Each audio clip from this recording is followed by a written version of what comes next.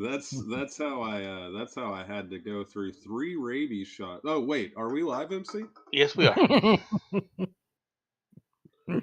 We are live from the wastelands of the internet. I've come again with Jensen to monitor me, give me suggestions Why?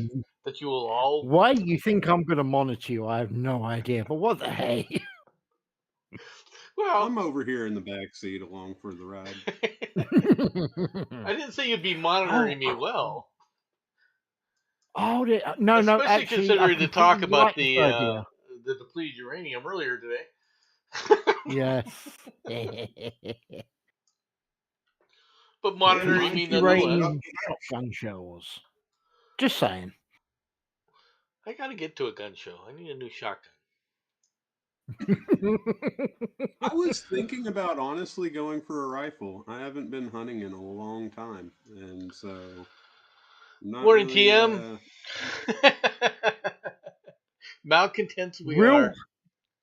Oh, come on. Real hunting is done when you've got a knife between your teeth and you're just wearing a breech clout. Do it properly, man. Do it properly. Everybody That's right, thinks that Rambo. Americans are running around like Rambo.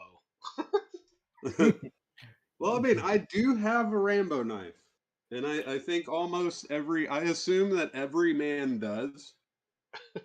Weirdly, I've got a Tanto. And if you know your knives, you know what that is. If you don't, look it up. And I'm going to say okay. Because I have both. Yeah, you're going to say you got guns. That's not fair. I mean, MC, It's what Murder. rifle I'm thinking 308 carbine. Where's your tax? What tax are you looking for? Hail Sixer. Hail Hydra. I told you, didn't I tell you that Miss Murder was off the chain? She's like out of control now. Yeah. There's not a single point of me that surprises. So let's since we have lots of news and I've had to pare it down and I had Jensen try to help me pare it down. Right. Let's get started. News of the week: Cybertruck blast. Suspect was a Rambo type. Okay, who loved Trump family says. The active duty Green Beret who was driving a Tesla Cybertruck that blew up outside of Trump International Hotel, Las Vegas on New Year's Day was 100% patriot, his bewildered uncle said on Thursday. Matthew Livelsberger, 37, was a Rambo type, for lack of a better term. All right, said Dean Livensberger, told The Independent. Dean, whose older brother is Livensberger's father, Roger, himself an Air Force veteran who served in Vietnam, said his nephew loved the Army. He used to have all the patriotic stuff on Facebook. He was 100% loving the country. He loved Trump, right? And was always a very patriotic soldier, a patriotic American. It's one of the reasons he was in the special forces for so many years. Not because he loved Trump, because Trump was only in there for this, right? It wasn't just one tour of duty. Okay. Now, first of all, this guy may or may not have loved Trump. But I'm going to make some comments because I've been hearing all sorts of weird stories about this. Okay. Green Berets are a different breed. Okay. Those of us who've been lucky to have met some of them and were serving with them when they were doing stuff, they're different. Okay.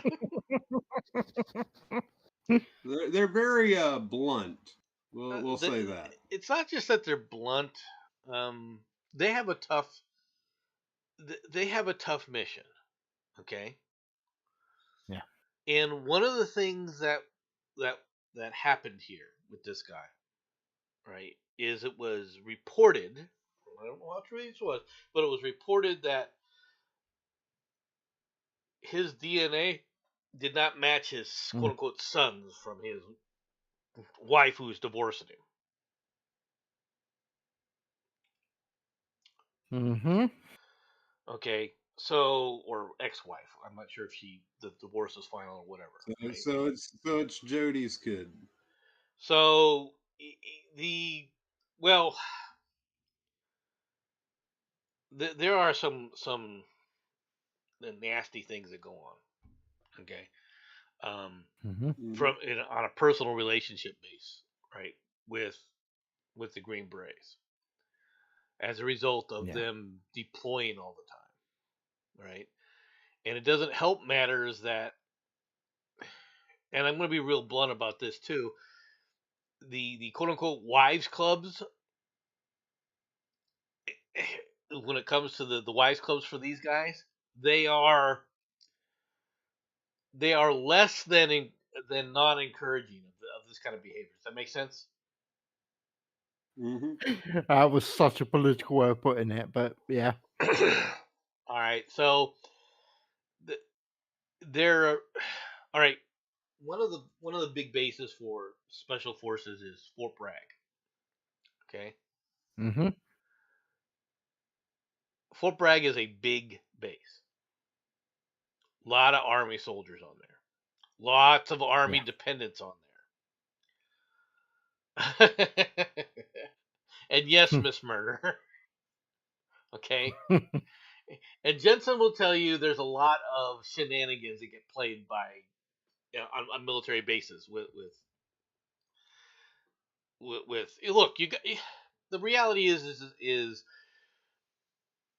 the women on those bases, and I'm going to be regardless of why they're on the base, okay, are basically surrounded by a bunch of young randy men, all right, that are in Okay. First of all, Nomad. high shape, okay. They're not little round little roly poly doughboys, okay. No, but I would just like it noted. How could you say that we're all good boys? We never do nothing wrong. We always go to church. We say our prayers, and we wait until Jensen, things happen. you couldn't. You'd be lucky if you could spell church. Are you kidding me?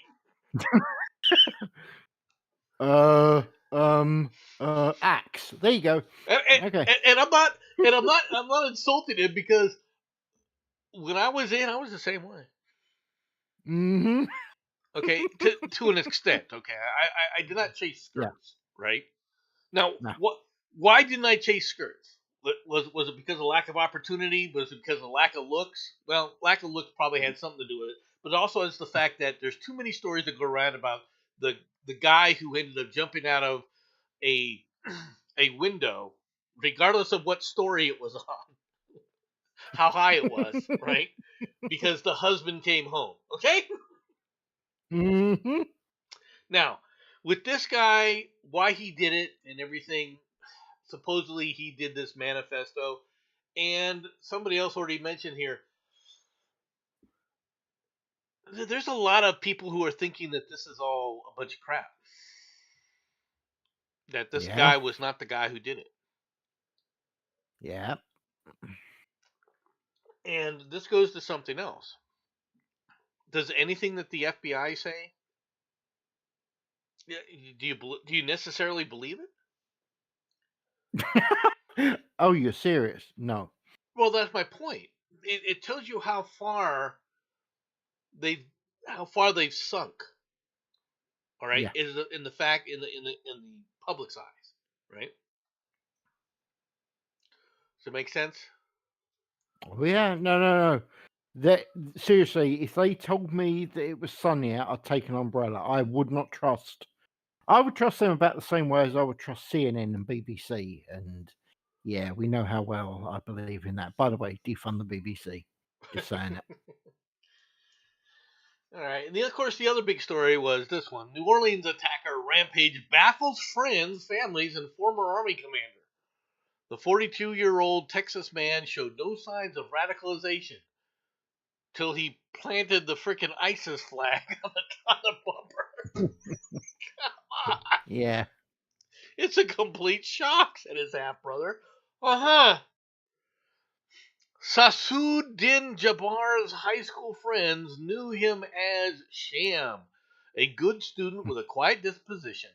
He was a good, quiet kid, right? And a bright future. He went on to become a model soldier in the army, where his work ethic and attitude impressed his commander during a tour in Afghanistan. He was a great soldier, someone who showed discipline and dedication, said Commander Rich Groen, all right, on social media. But over the past few years, Jabbar worked to climb the corporate ladder. His life began to deteriorate. He faced severe money problems and a third divorce. Ding, ding, ding, ding. You got 3 divorces already. 3. Yeah. I would say that this guy had problems long before. Yeah. Okay? Long before this. He rented a truck from Houston to New Orleans, authorities said, posting videos online along the way in which he professed his support for ISIS. So he kept sending little support notes out how much he enjoys ISIS. Once he reached Bourbon Street, he planted 2 improvised explosive devices and then got back onto his truck and plowed into revelers, killing 14 before police shot and killed him in a gun battle. Really? So you didn't have any kind of things about this guy, except for there's already pictures of him, in terry cloth. Yeah. The attack stunned and confused his friends and family members, except for the ex-wives, apparently, who realized he was a nut job. Just pointing it out there, Yeah. right? Oh yeah. Oh yeah. Right. That's a complete surprise. All right. Meanwhile, the quote-unquote imam in the mosque that which this guy was attending put out a statement saying, "Don't talk to the police." In fact, if somebody don't talk to anybody, don't talk to the media. All right, they are not your friends. And if the FBI comes to talk to them, call CARE. Right, another terror organization that should be banned in this country. The Council on Islamic American Relations. Yeah. Or American Islamic Relations, whatever. They are known supporters of Hamas. They're known supporters of frickin' ISIS. Does this surprise anybody? The only thing that surprises me is it's not happening more. Yeah. Can I bring up something that Darkstar has put? Sure. What deterred me from chasing a Green Beret was the fact that he could kill me in some of his slowest, most painful ways possible. Yeah, and I'm not going to disagree with you there, but he planted these IEDs and they failed to go off. Yeah. Now, ain't that lucky? It's not like that they would know how to do little things like that. Well, he had and help not planting have them those, go. which is one of the reasons why they know it wasn't a. There's evidence now that there was people helping him plant those around, Okay. and they so they know that there's other people involved to some degree. Yeah, that's not being reported over here. Just Yeah, letting you know. yeah. So they have that's what it was reported over here. Okay, I'm just saying there were reports of this. Now they're all clammed up about it, right? Of course. But let's be honest. I have a suspicion that this was quite an operation, right? And once again, it was they took a route that everybody knew to attack. Now, back to Darkstar. You can say that what that would deter you, right, Darkstar? But the first problem that you run into with this is these guys when they can prove that they're Green Berets. What kind of women do you think gravitate toward them? The ones that look like, oh, it's Mary Jane, or is it someone like Ginger? You know, Yeah. I'm just putting it out there. Yeah. They get the women that go after these guys are not, you know, they're not the average. Oh, look, she just came off the farm kind of girl. Yeah. Okay, they look like models. The second problem is, do you think they're stupid enough to tell people that? No, they've already taken off their rings when they're in the club, and they go, no, my dad is so and so. This is my place. So these guys don't know it when the guy comes home. I Mhm. remember there was one time I was working at a gas station, and one of these types of vets came through with his wife, and like they were dressed down. She was in this like dress, like single dress. Everyone stopped and looked at her in the Mhm. store. Everyone, the customers, the workers, all of them. They did an immediate 180 out of the store. I'm just putting it out there. They get some good looking women. Oh yeah. Mhm. Oh yeah. Even the Like average looking women. attached to that good looking woman though it wasn't a doorman, it was the door man. the average looking women on an army base are already a commodity, as Jensen well knows. Yeah. So I'm just pointing it out here. One of the aspects about being in the military is if you're a freaking horn dog, there's you are in your element, unfortunately. Yes. But at some Oh, point, there are definitely baddies in the military. I can at some definitely. point, however, if you're one of those people who wants to just sleep around with as many women as possible, sooner or later you're going to end up in a situation where you're staring down the barrel of a gun because you're sleeping with someone's wife. Mm-hmm. It's going to happen. That and the fact that, can you imagine the STD collection around? That's Okay, that's just a saying. different issue, and it's also an issue. However, you can't Oh, deny God forbid you decided to mess around with a chick, and then it turns out that person trained the person that trained you. You know, and Yeah. that was their. Well, there are okay. Here's something that can happen. I'm not saying Yeah. does. Can. Mm-hmm. There have been one of the things is there have been guys sleeping with that got walked in on by the husband, and the husband was in the same unit as that guy. All right. You think that's bad? And that turns I've heard of into a things where they real did it. shit show. And you can't deny that, Jensen. Oh no! But you think that's bad?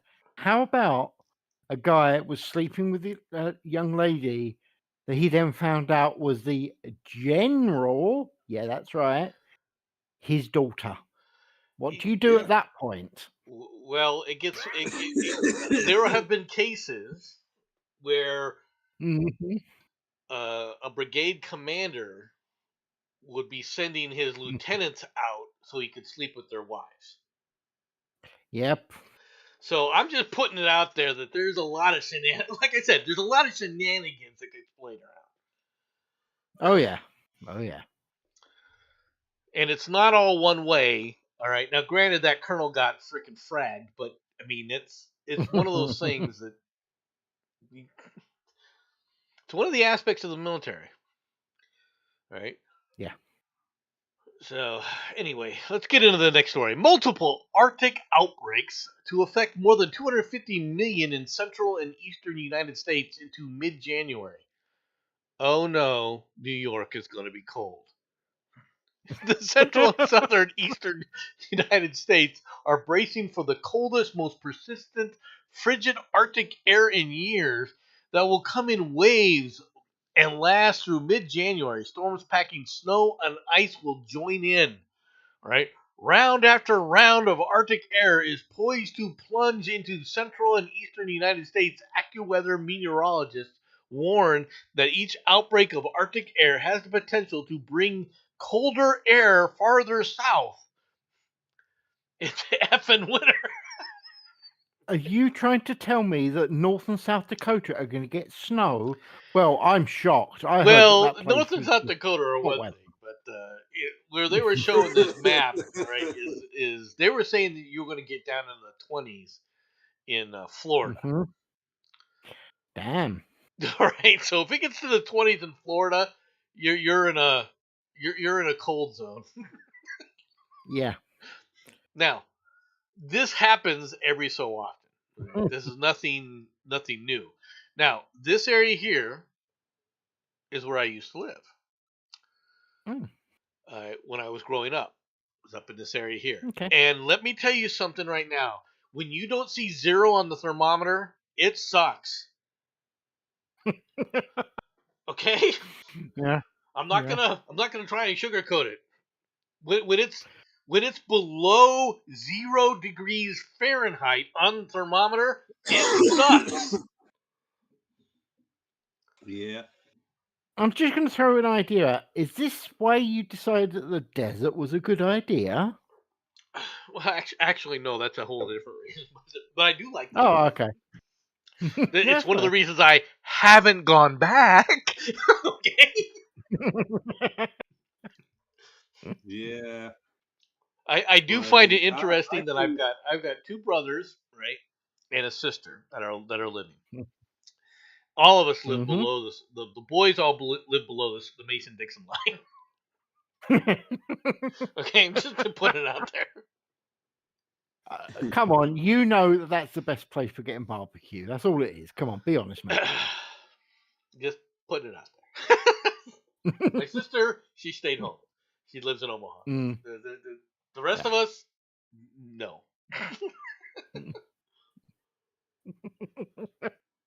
Fair. But it isn't just the United States that has to worry about this. No. UK weather, the Met Office. What is the Met Office? I thought that was the police. No, the Met Office is the weather office over here. Okay. It's just we like to reuse the same sort of names and we change minor bits. Honestly, it's confusing for us. God knows what it must be like for the rest of the world. Okay, the Met Office has issued a new warning maps showing which areas will be hit hardest by the heavy snow and temperatures of minus 10 degrees Celsius as major cities activate emergency plans. Stranded vehicles on roads, delayed or canceled rail and air travel, and power cuts are likely as the country grapples with a week-long spell of wintry conditions because it's winter. Yeah. Yeah. Okay, so the yellow is ice and snow. I guess that's this area here. And the amber is snow and Yeah. ice.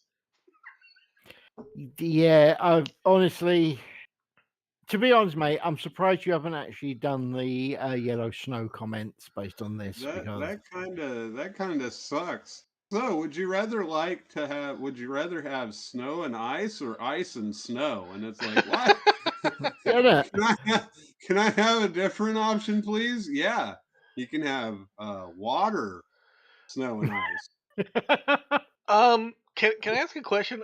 What the hell happened in the middle? we ignored that bit because there's too many Scottish people in there. I'm just trying to understand it. It's kind of weird. Now let me ask another question. This area here, from the way these islands and everything are located, looks like this should be heavily ported areas. Are there a lot of ports along this side? Yes, massive amount. That doesn't surprise me because it looks like the kind of inlets that protect you and have good harbors and stuff. Oh yeah. In answer to your question, the bit over Scotland that's predominantly yellow is the Highlands. So that's your mountains and whatnot. I can't think why mountains might be getting cold in cold weather, can you? So you're And going to the get white snow bit in is called London. By the way, did you have a white Christmas? Oh, good God, no! It was warm. I didn't. I barely noticed cold weather at the best of time, but it was actively warm. I had a window open in the back, so that should give you an idea. But apparently, yeah, we should be getting snow down here. And to be fair, past couple of days, I've actually looked out the window first thing, and you can see the frost gleaming on the grass and on the bushes and whatnot like that. So yeah, it's notable, but it's not snow, so you know. Well, you guys really haven't had the kind of weather that you need to. All right, No. quick story here. Mm-hmm. Trump picks Fox's Tammy Bruce, all right, as state spokesman. President-elect Donald Trump chose Tammy Bruce, a longtime Fox News contributor, all right, for the State Department spokesman. The pick continues Trump's trend of turning to conservative cable networks for positions in his next administration, including former Fox News host Pete Hegseth, all right, for his chief Pentagon job. The department spokesman does not require Senate confirmation, but it is nonetheless one of the United States' diplomacy's most visible positions. All right, let me talk about this woman.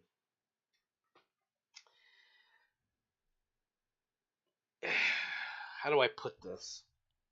She's a twit. Okay? Now, Mm-hmm. I want you to understand some things about this woman. Tammy Bruce was one of the people who got Bill Clinton elected and reelected. Okay? Okay. She was the president of the Los Angeles chapter of NOW, the National Organization of Women, which I call NAG. Okay? Now, she woke up. Okay? She got woke, but not in the sense of woke leftist. She realized, oh my God, the left is out of its freaking mind. Mm-hmm. Now, she is an avowed lesbian. She has a wife as a partner and married and everything else, right? Mm-hmm. So, and she has they talked to her like, oh, she was a Fox contributor. She's been on Fox a few times, just like a lot of people have been on Fox. She's not really a Fox contributor as much as she has her own radio station or radio show, right? Okay. She is media savvy. Okay. Yeah. And she's more or less conservative, except when it comes to the gay nonsense. She's completely freaking lost in this gay nonsense, right? Yeah. And like I said, she was an activist. Okay, she was one of these leftist activists that basically, did all these mean, rotten things and realized, wait a minute here, what am I doing finally when she finally started to wake up as to what she was doing, right? But it's with all due respect to her, okay, when you were doing this, you were an adult. Yeah. Okay, you can't. I have a very very difficult time dealing with people who go, well, I just didn't realize. If you this is not someone who didn't realize. This was someone that was deep in the fray of this shit. Yeah. Now I'm glad that she woke up to the point of saying, okay, there's a problem here, and she's been, she woke up basically during the second Bush administration. Well, during George Bush's time, right? Okay. But I hate to say this, but you're a day late and a dollar short, dear. Okay. Mm-hmm. And you have what when you talk about things that you've done lately, brainwashing is a hell of a thing. You're not wrong. Mm-hmm. It's and I realize, okay, it was California and all this other stuff, but at some point, you you got to be honest with yourself, right? And that's where we're having a problem in this country. Is people can't talk about the divide in the country, and they think that the divide is left and right and everything else. It has nothing to do with left and right. There's a Mm-hmm. huge section of this country that lie to themselves. Yes. Now, granted, it's been reinforced by the media, right? The lies that they tell themselves get reinforced by the media. And we're going to do a story on that in a little bit here, okay? Mm-hmm. But at some point, it's like, you turn 18, you're supposed to act like a flippin' adult, Yeah. okay? Just put it out there. Is she a lipstick lesbian or a butch lesbian? Right? This is her picture. Make your own decision. I wouldn't say that she's ugly, okay? And obviously this is her today. She's obviously aged a bit, right? Yeah. Well, I don't know. Let me see how old she is.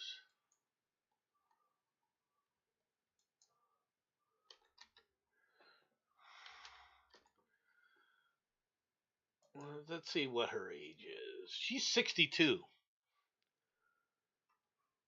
That's Okay. pretty good looking for 62, I must say. Mm-hmm. Okay. I knew she had to be up there a ways, right? Yeah. Because, like I said, she was, she did a lot of damage back in the day, right? Just putting it out there, right? And she has for those who haven't never listened to her, right? She has a deep voice. Okay. He says very carefully. She has the voice for radio. Does that make sense? Like Dr. Girlfriend. Mm. Not exactly. No, I do belong in this bathroom. I just have a really deep voice. That's not exactly what Oh, it's not exactly what I meant, but she's got a fairly good voice. She is media savvy. As a State Department official, okay. I mean, she's not a horrible pick. Um, personally, I'm kind of surprised that she would be willing to take the job. To be honest, Yeah. Because this is an interference. This will interfere with her radio career.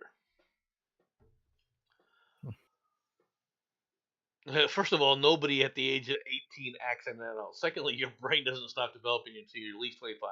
Excuses, excuses, excuses. All right, and I'm tired of people coming back on saying that their brain doesn't stop developing. And who told you that? No, it's the first time.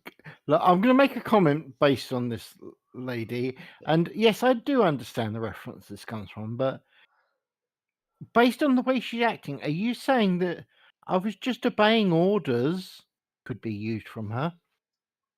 Yeah. Yeah, that's what I thought you was, but I didn't want to say it out loud until now. And while I will say one more thing, Ms. Murder.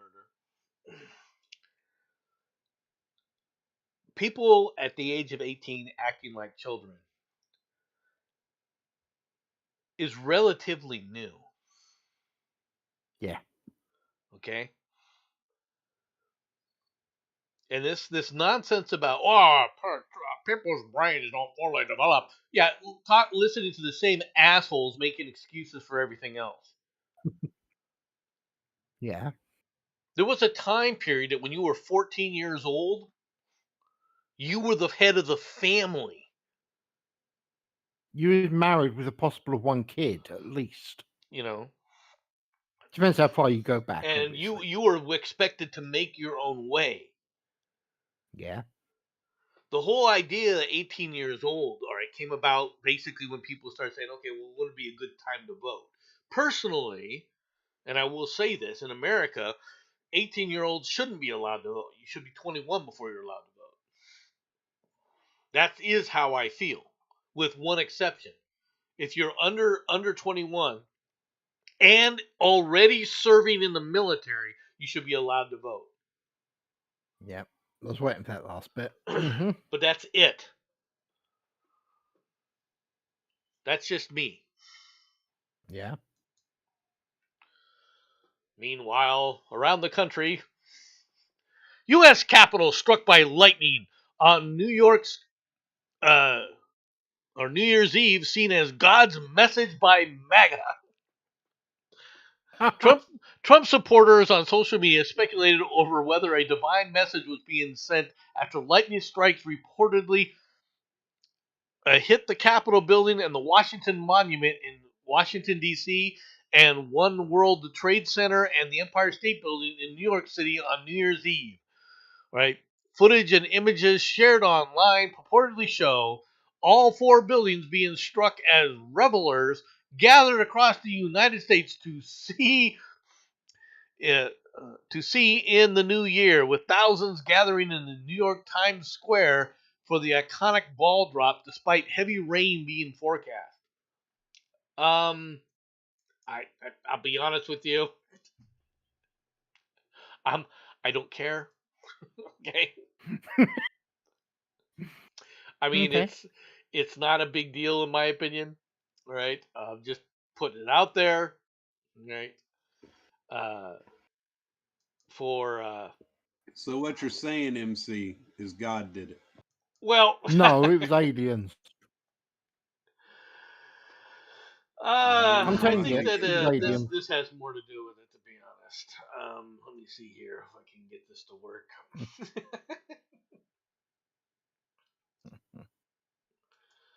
Let's change this to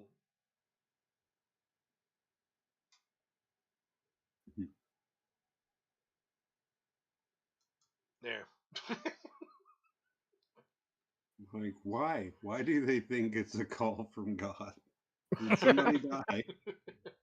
Yes, yes. God says, let there be 6 less fish. Zap! So anyway, back to the original thing here. Yeah. Look. First of all, are there people in religious people in MAGA that make strange statements? Yes, but there are religious Yes. people everywhere who make Right. strange statements. Well, we know that. Yeah. Okay. We do. I agree. Okay. But then again, if God wants to do something like that, God can do it. This is true. Okay. So if he wants to put the smite button down on a few fish, well, now lightning, people, all right. We in America take certain things for granted, right? Yeah. Not the least of which is the lightning rod. Yeah. Okay, we're very proud of the fact that the lightning rod was an invention by one Benjamin Franklin. Yeah. Okay. And even around the world, everyone, has this view. But prior to that, lightning was hella dangerous for people, right? Yeah. And people forget this. Okay, lightning can and does still, even to this day, like the George Floyd statue that got hit with lightning, or a wall that was taken out That by is lightning. glorious. Okay, That mural that was zapped. Okay, Mm-hmm. lightning is prior to lightning rods and the demystification of lightning. It was really a terror, right? The reason we look at things today, we see the and you see people shuddering, and you kind of like chuckle a little bit because people get scared of lightning, right? And the dogs, of course, go berserk. That's because the dogs haven't forgotten yet what lightning can really do to your ass. Yeah. All right, they used to lightning bolts have the kind of energy that can blow up houses. Okay, literally. Yeah. Now, the things about catching on fire and things like that, that's all true too. But think about it back before, like the 1500s, before people understood about lightning rods and things like that. What it must have been like just walking down during thunderstorms and people huddling, because you never know if your house is going to get hit with lightning and kill all of you. Nomad, just sent you a meme about lightning. You take a look because A, it's amazing, and B, it explains a lot.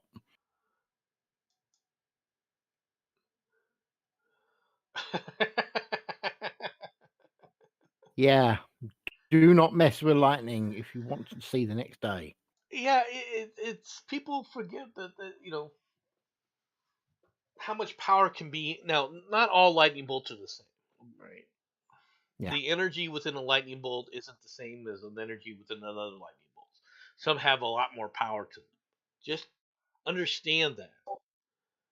Yeah. Okay. Um, it's it's just something I think that people we take so much for granted because we live in the age of knowledge in a certain way, right? And too many people think that the people in the past, the people who preceded us, were so stupid because they didn't know this kind of stuff. And that's a poor way of looking at things. It's the wrong way of looking at things. Yeah. So. And Vash, I sent you the picture that I sent to MC, so you can take a look yourself, mate. Okay. Let's get on to the next story. Greenland's leader wants independence from Denmark after Trump suggested buying the island. Sounds like somebody wants to get rich. Do you blame him? Mute Egededi, I'm not trying to butcher your name. I have no idea how to pronounce it. Egede. Yeah, Egede. Hey, it's anyone's guess. Just call him Bob. Yeah, okay, Bob. All right, Bob declared it's about time that we ourselves take a step after the U.S. president-elect said that he wanted to establish control. Greenland's prime minister has reiterated his call for independence from Denmark after Donald Trump suggested that the U.S. could acquire the Arctic territory. It's about time that we ourselves take a step and shape our future. Also, with regard to who we will cooperate closely with and who our trading partners will be, said Bob. Copenhagen announced in December that it would boost defense spending in Greenland, the world's largest island, to 1.3 billion euros. Just hours after Mr. Trump said Washington establishing ownership and control of the territory was an absolute necessity. Greenland was a Danish colony until 1953 when it was redefined as the District of Denmark and established an independent parliament in 1979. However, Copenhagen still continues to enact control over its foreign policy and defense policy. Okay, Bob the Dane.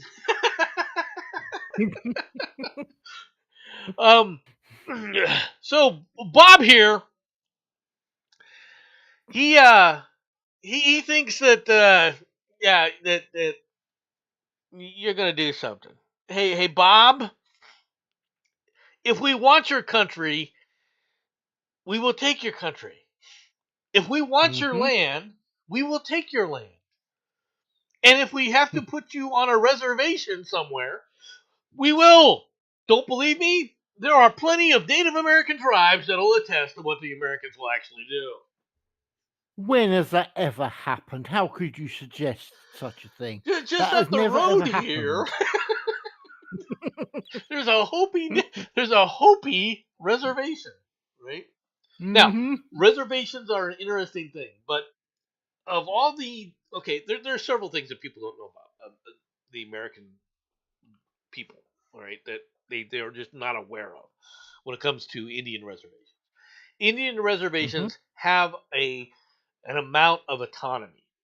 Okay, it is Yeah. slowly coming to a head in America, however, as to just where that autonomy lies. All right, Yeah. and this is due to some of the larger reservations, all right, that were created in Oklahoma. Things are coming to a head there. Okay, and it's really going to be a matter of, are you going to become a state, act as part of the state, or are you going to act as part of the a section of the federal government? Okay, Mm-hmm. the Native Americans, okay, were placed on reservations initially, all right, in the areas in which they roamed. Does that make sense? Oh yeah. Until it was decided that, wait a minute here, every time we leave them where they were with their normal territory, they rebel.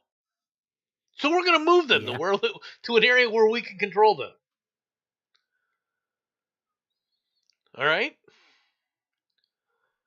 There's only one Yeah. Native American tribe that was placed back, all right? I'm wondering if there aren't some natural gas or minerals that the U.S. could use, so we should buy it. There are a lot of natural resources in Greenland. Are There you are a suggesting there lot might of be some natural. oil there? What? Are you suggesting there might be oil there? I don't know if there's oil there or not. All right, but I do know Mm-hmm. that there's a lot of other rare earth metals. Well, I Yeah. mean, there is plenty of whale oil and plenty of Well, fish, and I don't think and there's. I we don't think we're can. looking for whale oil. All right. Well, I Um, mean, I don't know. I think of Yes. yeah. What is that It's cosmetic? Oh yeah, whale barf. Ambergris, yeah. only Vash would be looking at. I'm going to corner the whale barf market here on Greenland. Hey, it's a market nobody thinks about, and it makes you millions. Like, you know.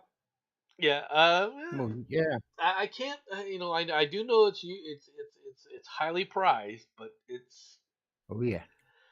that there's certain jobs that I wouldn't want to do for life, and that's one of them. Going out there hunting whale barf. But as far as the Native Americans go, there's only one tribe that actually got removed from their ancestral lands and then put back on Go them. on Okay, then. and that was the Navajo.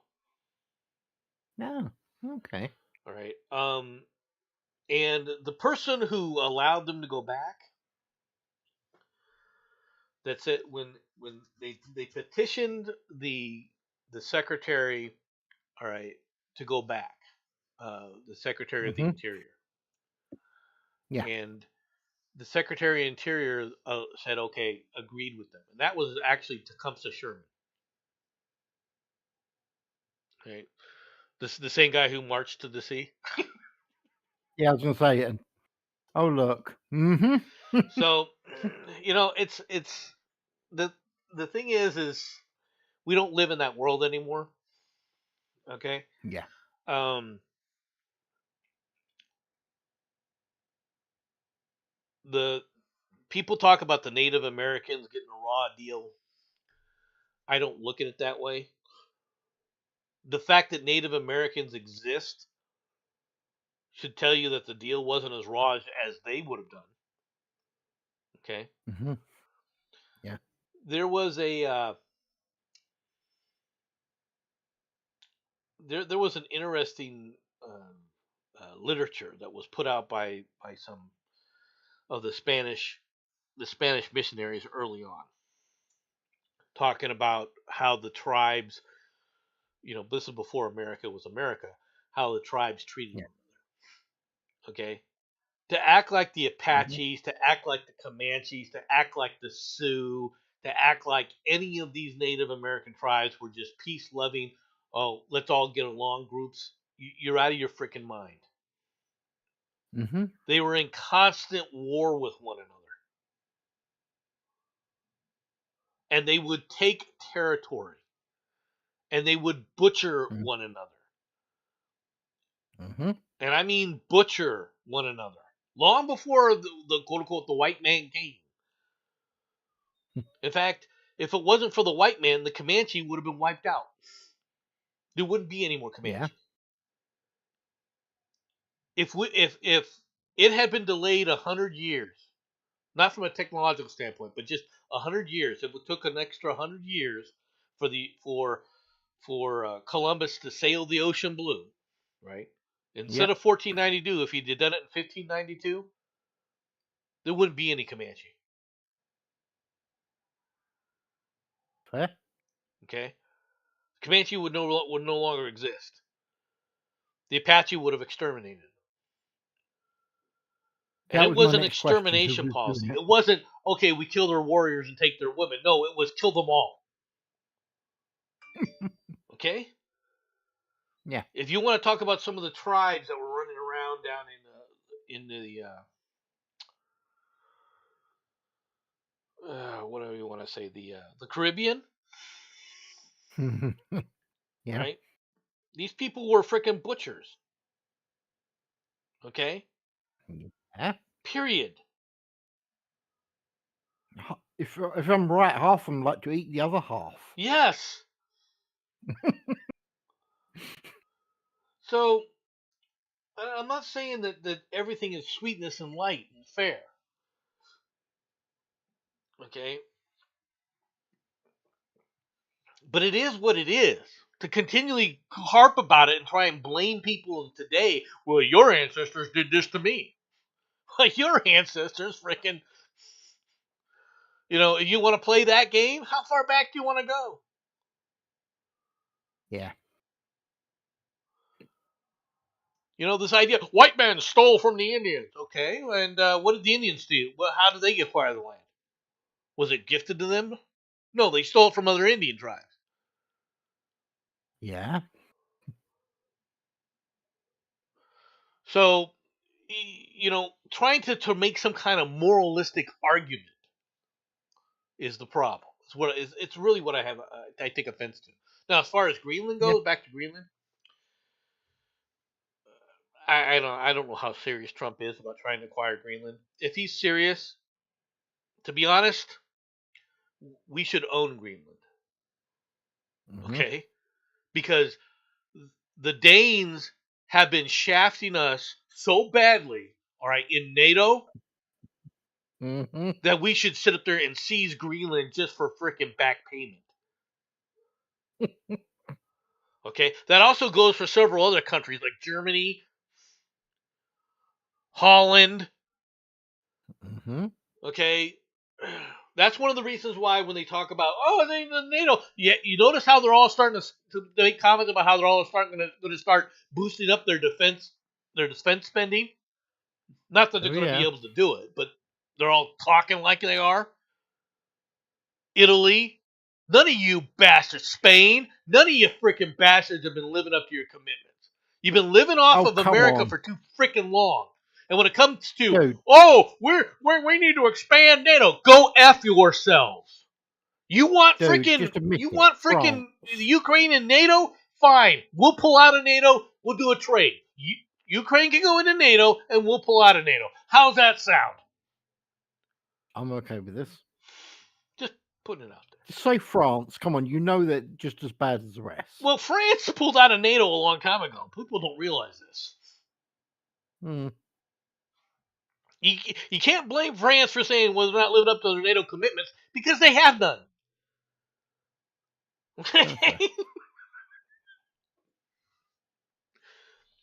And as much as you want to bitch about France, you really want to bitch about France? Mm-hmm. They at least have an aircraft carrier that works. Yeah, we do. We just don't have any planes for it. We've got an aircraft carrier and it works fine. You did not say about planes being on said aircraft carrier. All you said was about aircraft You have a carrier. jump carrier. Thank you. Not a full-blown carrier like the French do. In fact, I think the French have 3. Yeah. Okay. And I don't know why you let the French have boats to start with. Because we're going to go and sink them when we're ready. I mean, good question. I mean, yeah, those I'm not saying that the French know how to use them. Okay? Yeah. I'm just trying to point these things out. On to the next story, shall we? Let's go over to Japan, shall we? Nippon Steel to sue the U.S. government over a decision to block an acquisition. Nippon Steel Corporation is set to file a lawsuit in response to U.S. President Joe Biden's decision to block the $14.1 billion takeover of U.S. Steel Corporation, sources close to the matter said on Saturday. Biden on Friday said the deal posed a risk to national security while urging the Japanese and American steelmakers to fully and permanently abandon their plan, which has been backed by U.S. Steel shareholders. The leadership of a powerful United Steel Workers Union objected strongly to the acquisition. All right, Nippon Steel, the world's 4th largest steelmaker, and the smaller U.S. Steel immediately released a joint statement saying that the U.S. authorities' review of their deal was manipulated to advance President Biden's political agenda and that they will take all appropriate action to protect our legal rights. Biden's order marked the first time an American president has banned a merger and acquisition deal involving a Japanese firm. Okay. Who created U.S. Steel? Do you know, Jensen? Go on. No, actually, I don't. Sorry. U.S. Steel was founded by Carnegie. Ah, now him I do. Well, that's a name I do know at least. Yes. All right. And Carnegie ran U.S. Steel back in the day with a quote-unquote iron fist. Which fits, if you think about it, is U.S. Steel after all. Well, just saying. It's him and his group, Andrew Carnegie. Yes. All right. Yes, 10 points, James.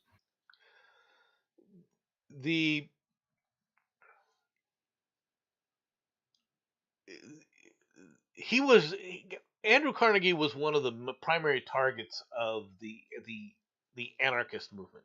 Does it make sense? I wonder why. Mm-hmm. All right. They were one of the first ones that would attempt to unionize. Okay. Mm-hmm. And eventually they were very successful.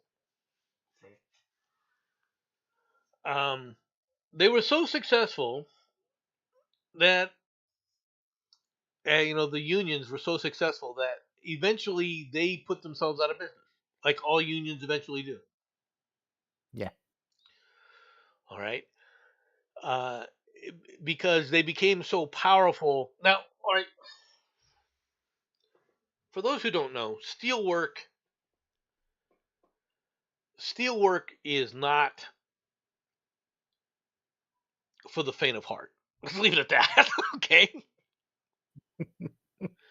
Okay. Yeah. If you're taking iron and you're melting it down, iron ore, and you're creating steel out of it, right? In the furnaces and everything else, and working and all that stuff. That job isn't for the lazy and indolent. All right. Okay. You are moving heavy equipment around. And what's more is you're moving heavy equipment with the added factor of it's molten metal hot. Okay. Yeah. You do something stupid. You only do it once. And you become a trace element in the beam that's going into the high rise. Okay? Mm-hmm. So this is not. I want to point it out. This is not something everyone can do. Okay? Hold up. Are you saying that this is what happened to Jimmy Hoffa? Now we know what happened to Jimmy Hoffa. Okay, all right, gotcha. Now I understand. All right. Yeah, there's a reference for those that know. This is when you're talking the kind of we're talking steel production. Yes, the United States. All right. Tylenol time. Be right back. This is not something for the faint of heart to be working with. Does that make sense? Oh yeah. Okay. You're moving these massive. What do you call the stupid things?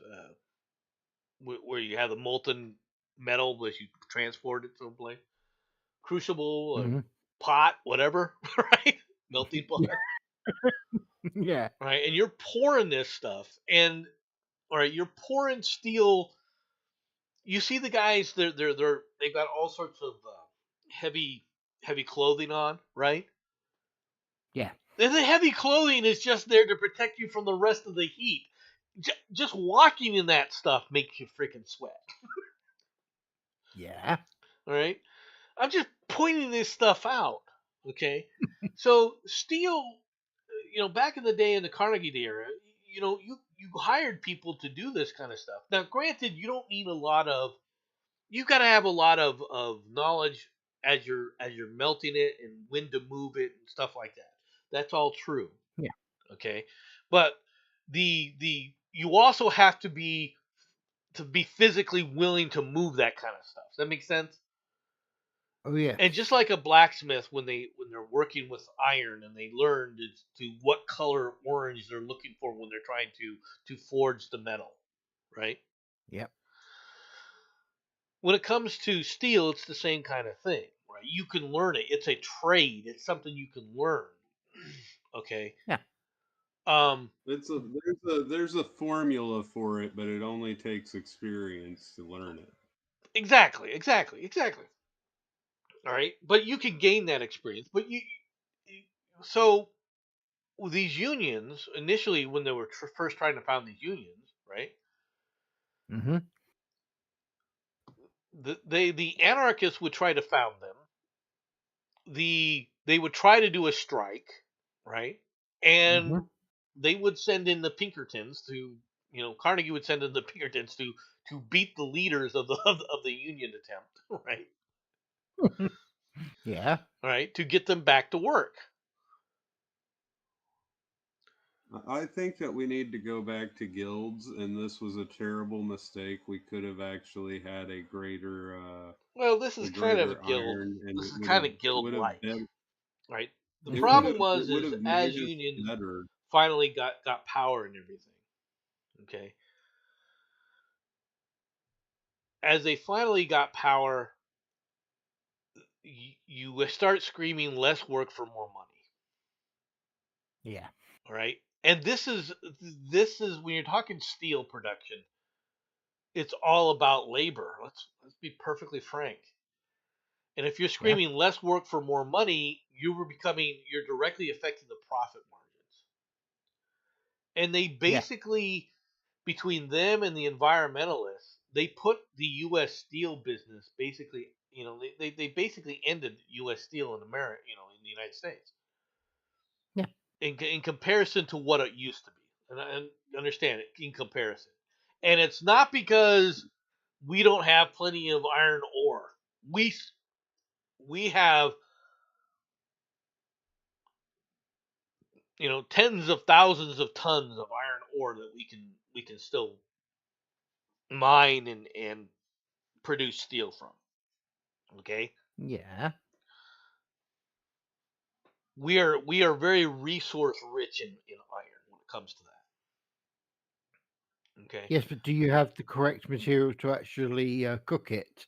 The right kind of steel? Yeah, That's the we question. Well, you got to we remember we have it stole in the our whole Bessemer theory. process from frickin' Britain. Ah, We you have finally admit that you stole it from Whoa, us. whoa, whoa, whoa. Okay. We stole it fair and square. Number one, because you guys had trade exports on it, and number two is, Yeah. and you have to admit this, we improved it.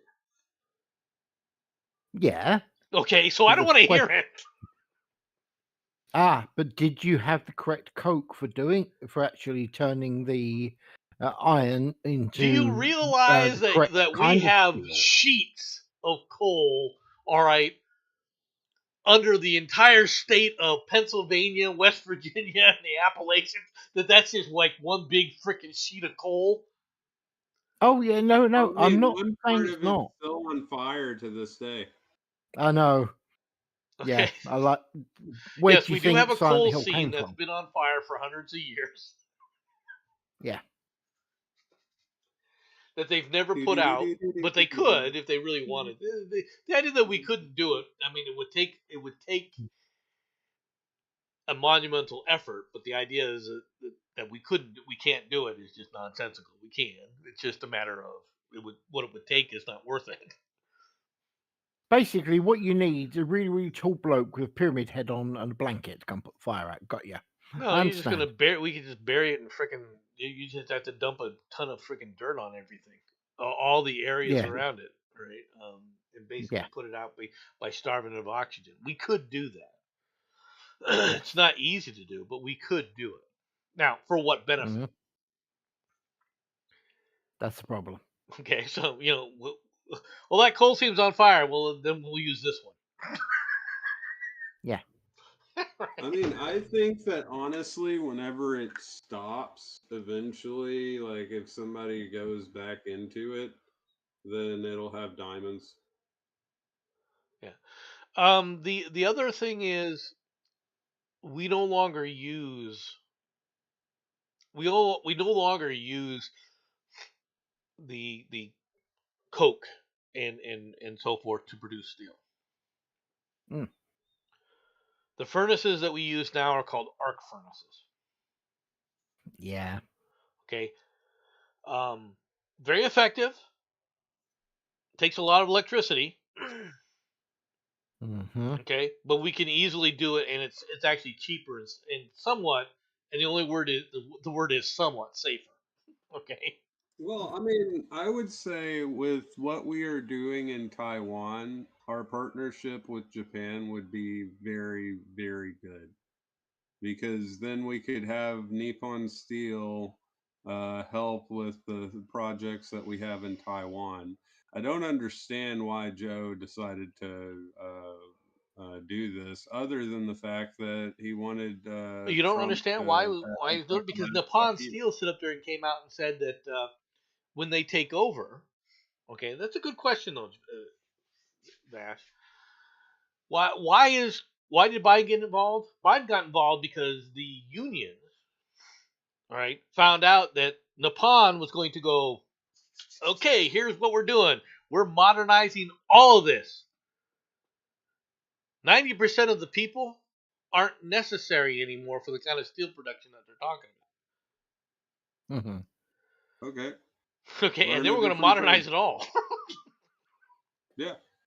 And that would Learn a have been the different trade. end of a lot of these guys' jobs. Learn a different trade.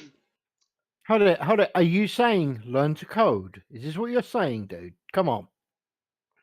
Well, I mean, I'm not allowed to say that anymore. I know. So, I learn know. a different trade. Mm-hmm. Carry on, you guys, for just a second here.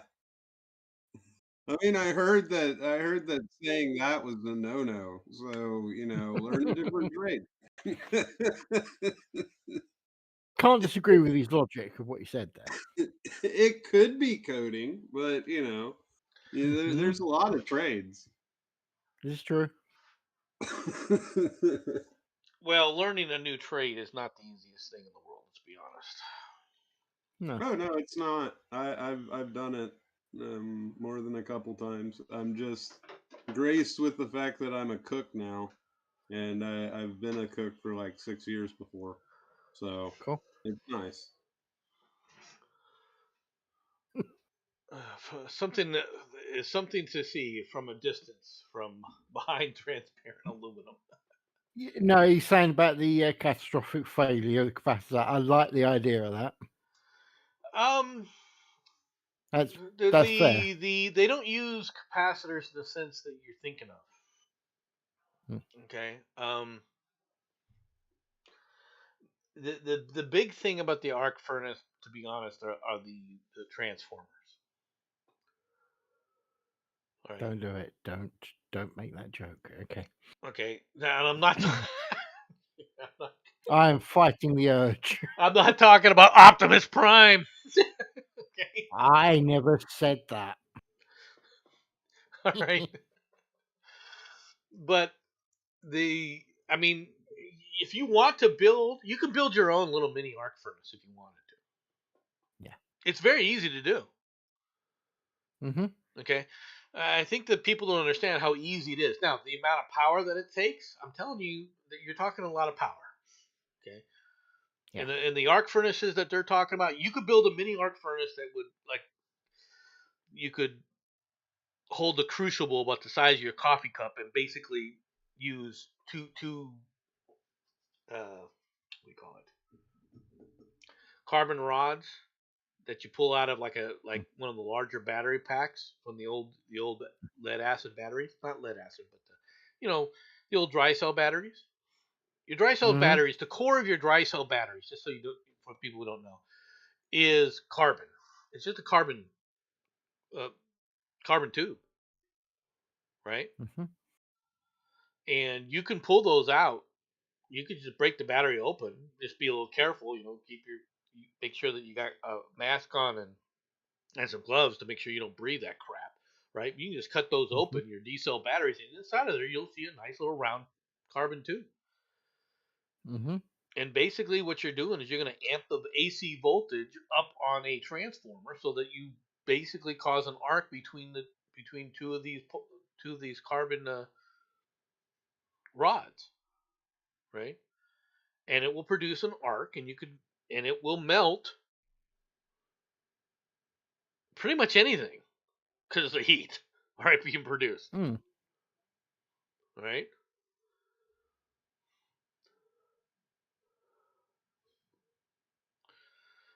It takes aluminum, nitrogen, oxygen, and a crap ton of electricity to make it. There's a lot of polishing it. Are you talking about transparent aluminum? There, James? With transparent, by the way, for those who don't know, transparent aluminum is a real thing. Right? I know people saw it in that stupid Star Trek movie, but it does exist. But it's not. Yeah. It's not 100% aluminum. Okay. Just isn't. Okay. Mm-hmm. Bono, Messi, and Soros gets a Presidential Medal of Freedom from Biden. Oh, what a surprise! Yeah. Jackass. Biden on Saturday will award the Presidential Medal of Freedom to 19 honorees, bestowing the highest civilian honor in the United States to entertainers, sports stars, politicians, and diplomats. Among those who received the honor from the outgoing president are singer activist Bono. Bono shouldn't get shit. Should be kicked in the balls a few times. I'm okay with that statement. Basketball legend Earvin Magic Johnson. No problem there. All right. Anna Wintour, right? You need to throw her off a freaking. She's just a leftist loon. Soccer superstar Lionel Messi. Why are you giving the United States Presidential Freedom Medal to an Argentinian asshole. Yeah. And I don't say that Argentinians are assholes. I'm saying Leon Messi is an asshole. Or Lionel. Okay, Messi. The guy's a jerk. Phenomenal soccer player. Okay. Not going to argue that. Denzel Washington, no problem. Michael Fox, yeah, my problem with giving it to Michael Fox is, quite frankly, he's a Canadian. Send him back up north. All right. Fashion designer Ralph Lauren. What has Ralph Lauren done for America? Made pretty lipstick, I don't know. The honorees are great leaders because they're good people. No, Messi isn't really a good person. All right. Who have extraordinary contributions to their country and the world. Isn't it the U.S. Medal of Freedom, jackass? Not anymore. Yes, James. The actor with Parkinson's?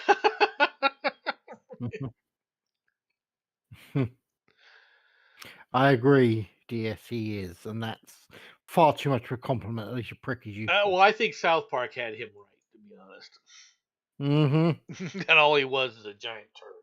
That's all Bono is. That's all he'll ever be. Yeah. All right, let's get back to a more well-known name that people enjoy talking about. Musk! Yes, Elon Musk. He's misinformed on grooming gangs, says Streeting. Elon Musk's attack on the government's handling of grooming gangs is misjudged and certainly misinformed, said Health Secretary Wes Streeting.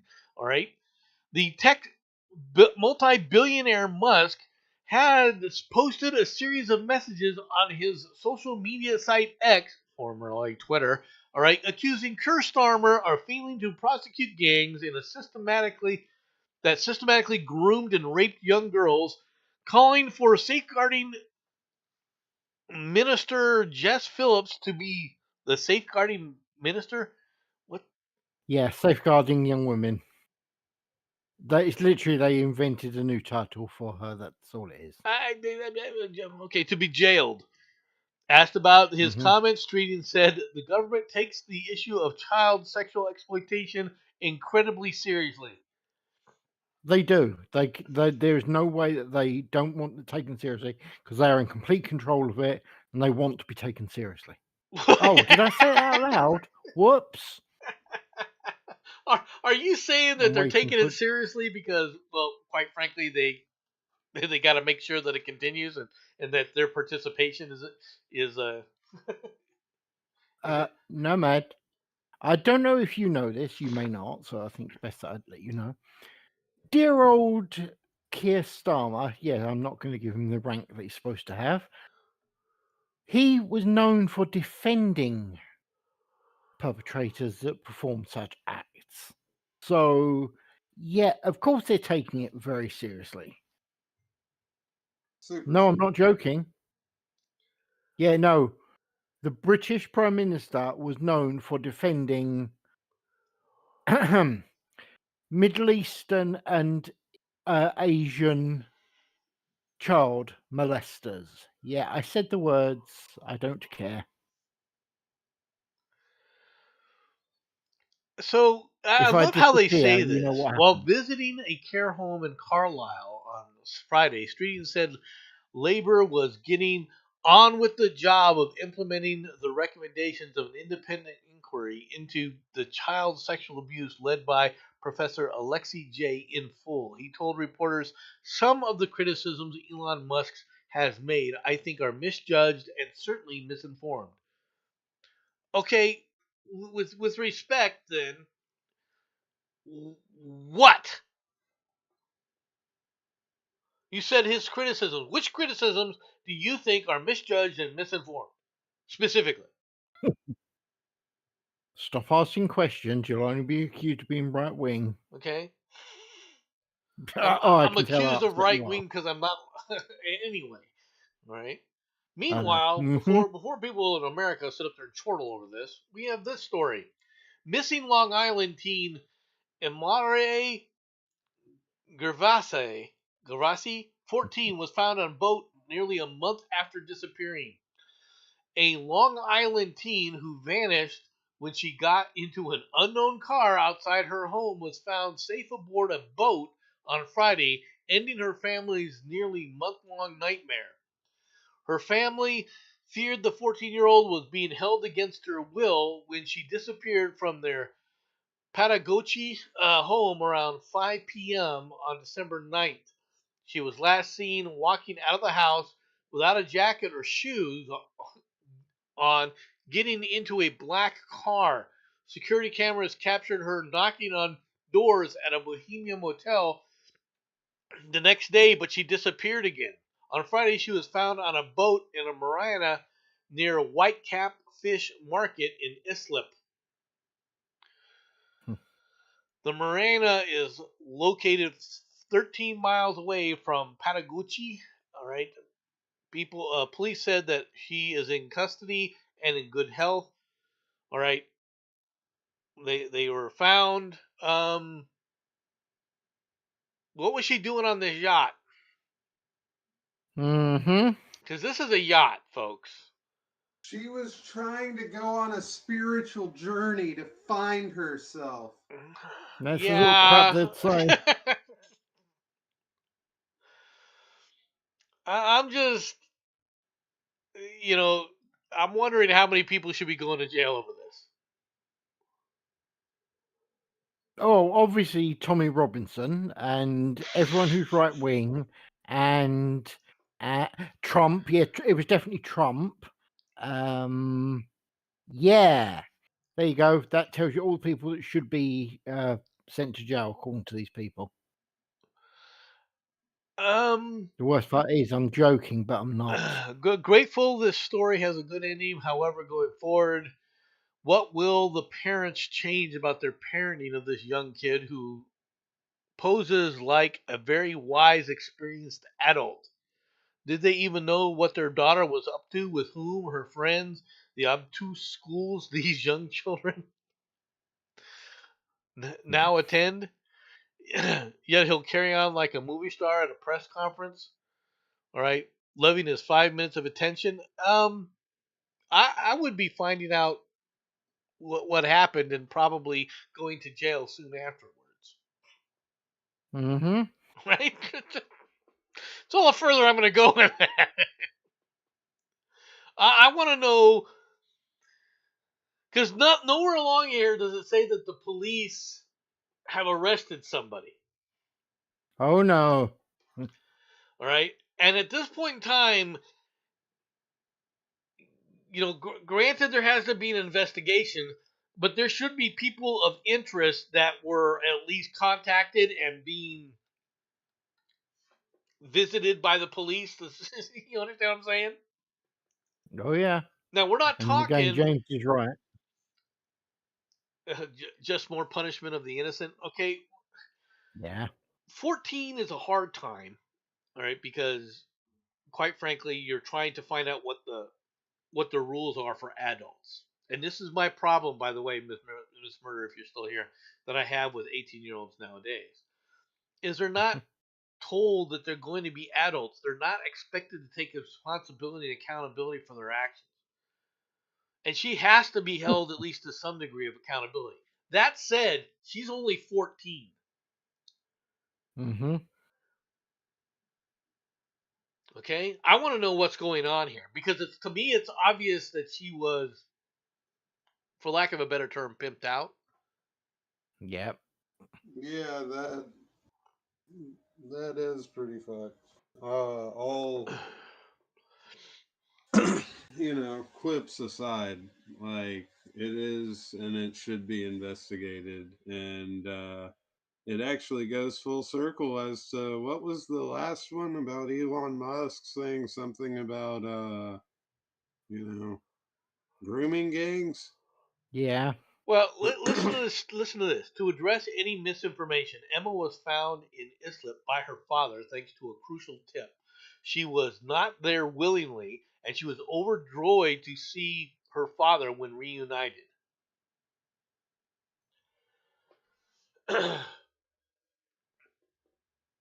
Nothing suspect sounding there. Sounds like she was headed for Lolita Island. Mm-hmm. All right, I'm just putting it out there.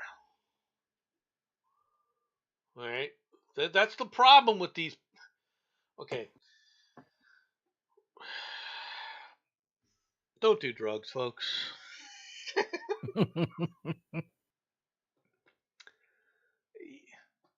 When you're 14, when you're 13, you're 14. There's all this stress on you, right? It isn't only when you turn you grow up a little bit more, you realize all that quote unquote stress that you have on you isn't really stress, it's all shit that you've come up with in your own freaking mind. Yep. The world is not as complicated as you think it is. It's only as complicated as you want to make it. Yeah. Now, granted, when it comes to some of this stuff, I can be quite, I don't know, minimalist. Does that make sense? Mm-hmm. Right? And as far as a 14-year-old, look, I hate to say this, but when parents, as a parent, it isn't easy to know what your teenage children are doing. It's not. No. Okay? You can do things that can help things, right? But you have no perfect way of dealing with things because they are out and about. And what I mean by out and about is they're hanging with their friends. They don't want to be hanging with mom and dad. They want to explore life their own selves, right? That's the way Hostile and 14-year-olds, mobile. 15-year-olds, and 16-year-olds, that's how they always are. That's how they'll always be, Yeah. right? You can have some of the most close-knit families, and that doesn't guarantee that your child won't make a bad choice. Let's put it that way. And if you are tolerant of drugs, you're increasing the opportunities of bad choices that the teen's going to make. Okay, I'm just putting it out there.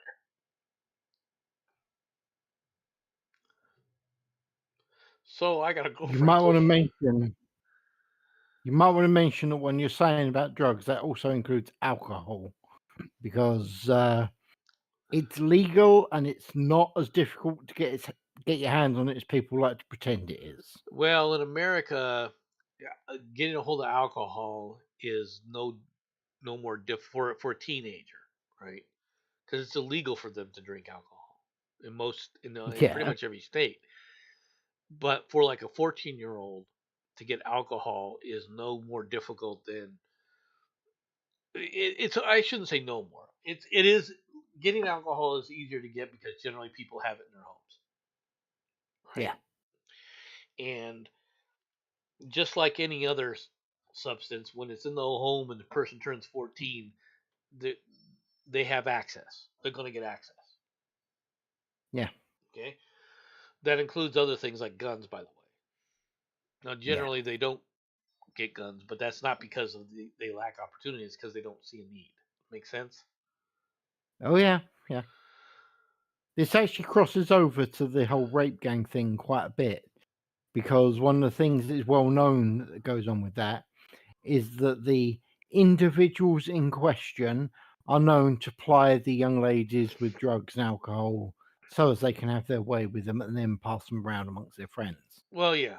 I mean, that's obviously, but the So, alcohol and drugs in America, getting drugs in America is not that much more difficult. Is what my point was going to be. And so, look, learn this stuff. Learn to act responsibly. You should be teaching this responsibility sooner. Yeah. Okay. In a surprise to no one, China helping the Houthis obtain weapons for unmolested Red Sea passage. U.S. intelligence services have identified a complex supply chain set up by the Houthis in China since the beginning of the attacks in the Red Sea. The secret collaboration between Beijing and the Houthis has been uncovered, revealing a vast network of supply of sophisticated armaments that threatens the stability of the Red Sea, according to American intelligence sources speaking to I-24 News. The Iran-backed Yemeni terror group is using Chinese-made weapons in their attacks in exchange for immunity for ships flying the Chinese flag. U.S. intelligence services have identified a complex supply chain set up by the Houthis in China since the beginning of the attacks on the Red Sea. This network allows them to acquire advanced components and guidance equipment for their ballistic and cruise missiles. Even more worrying, Houthi leaders are reportedly planning to manufacture hundreds of cruise missiles capable of striking the Persian Gulf states using these same Chinese components. Washington has repeatedly passed on this information to Beijing since September, including detailed lists of Chinese companies involved in the arms mechanism. Houthi officials have visited China several times last summer and fall, probably for meeting with high-ranking officials of the regime, says a diplomatic source. In the face of Beijing's inaction, the United States now threatens to act jointly with Israel to cut off these Chinese trade routes. Why? Well, I mean, the trade routes are a really good resource for us, and we kind of. Well, yeah, but I got a real solution. I mean, my question why is not that we shouldn't stop this. My question is why go through the process of stopping the trade route? It's real easy. You go in with B-52, you bomb them for 14 straight days, and then ask, okay, we're going to continue bombing. Are you done with the missiles yet? And if they say yes, we'll say, okay, we'll pull back the B-52s. But I'd be going with B-52s round the clock, day after day bombing of every freaking port, every freaking city, everything. I would be telling them, look, this is gone. You guys no longer exist to us. And soon, you'll no longer exist to anybody else. And you start bombing the holy crap out of them, and you know what will happen? They'll surrender very, very fast. And they'll say, you know what, we've had enough of this. Okay, okay, well, we'll stop doing this. They'll stop firing missiles, right? The Somalis will stop trying to grab ships, right? The Iranians will go, but America, you guys are evil Americans, but we're not going to do anything. And all the bullshit that they've been doing will quiet down. The Iraq government will become more of a terror force, albeit to their own people, I guarantee you, but that's a separate issue. Because they'll sit up there and say, look, man, look what the Americans did. We've had enough of you. We will call the Americans in to help us with your stupid little problem here. But it would deal with the terrorists. It would fix the problem there. Yes. And it would shut the Palestinians up. That's because they're all dead. I mean, that would be a shame, wouldn't it? Well, the Palestinians... Okay. The Palestinians would shut up because they wouldn't have any choice. Because nobody wants the Palestinians. No. Okay? There's a reason nobody wants the Palestinians.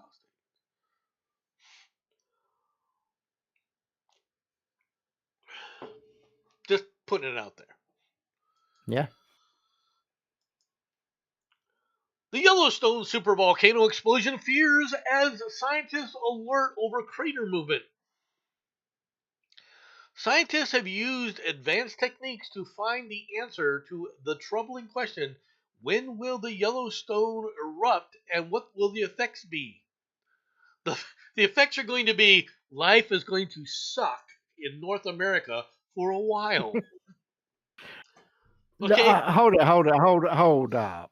No, life is going to suck in basically the entire north area of Earth. the amount of ash and whatnot that was going to hit the atmosphere, we're going to go nuclear winter pretty much instantaneously.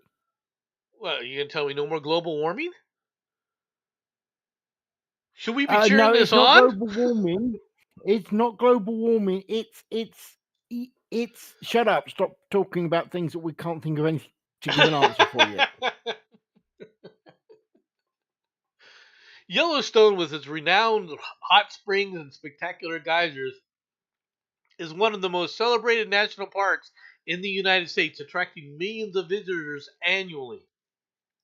The park's breathtaking sights are due to magma located miles below the surface, part of one of the world's largest active volcanic systems. However, the exact nature of this magma storage and its potential for eruption has remained a mystery. Scientists have now utilized advanced techniques to answer the pressing questions: when will Yellowstone erupt and what will be the consequences? According to a research published in the journal Nature on Wednesday, a volcanic eruption at Yellowstone National Park is unlikely due to the structure of the underlying magma formations, and the focus of volcanic activity will be shifting northeast. Nowhere in Yellowstone do we have regions that are capable of an eruption. Now, is that like spitting in God's face? Yeah. That's Well, I mean, just the Titanic, the captain of the wait, Titanic that said that sounds it was like you're unsinkable. challenging God to go hold my beer. Oh yeah. Oh no, it can't happen. I'm the It's gonna scientist. erupt. What do you know? Yeah. I'm just pointing this out, folks. You know, the entirety for like about, I don't know, 50 plus years we were concerned about it erupting, and now we're just like, yeah, it won't. Yeah. Lead author Nifa Bennington, a research geophysicist right at the Hawaiian Volcano Observatory, told the Washington Post, "Nowhere in Yellowstone do we have any regions that are capable of an eruption."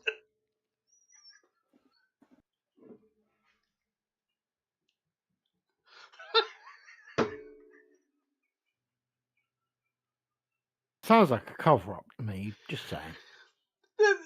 Do you have to I be say that stupid? the actual the person that they hired to speak for this was Consuela. No, no, no, no, no. Yeah. No, Well, I like how the fact that this person is a research geophysicist at the Hawaiian Observatory. Yeah. Okay, notice they're not in the way. Yeah. This is actually poking God, saying, "Well, let's see what it does." Mhm. You wouldn't dare. I Oh, think that they really? should move for their research. Like, yes, they know about volcanoes in Hawaii, but maybe go over there and stay there for a while, so that way you could be a Yellowstone scientist. Hmm. I remember in when Mount St. Helens blew, we had to wear masks in Southwest Washington because we didn't have a clue if ash would damage our lungs. Yeah. The okay.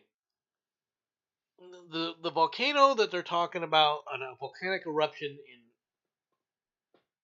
in Yellowstone, if it's one of the super volcanic eruptions that they've talked about in the past, the rest of the world will be crying very quickly. Yeah. And the reason for it is not what people think. The main reason for it is if that thing goes off, do you realize how much food production is lost in the country? Oh, yeah. Even if it's just for a year, all right? But it may be for longer than that. But even if it's for a year, you lose food, all the agricultural production of food in Iowa, Nebraska, all right, Illinois, Indiana, okay, on down to Kansas. Kansas is gone. Okay, that food production, let alone the nuclear winter, like Jensen was talking about, that food production would cause food prices to spike worldwide. There would be riots everywhere. China would collapse. Yes. Okay, I want people to understand this. China would basically be fighting amongst itself because of the food, and that's not even with the ash falling down on them. They estimate that the entire state of Nebraska. Now, I want you to understand this: the entire state of Nebraska is larger than Britain. That's not saying much. Most of your states are larger than Britain. You know, and they estimate that at minimum, the entire state of Nebraska, the last time that this volcano blew up, was covered in 6 foot of ash. The entire state.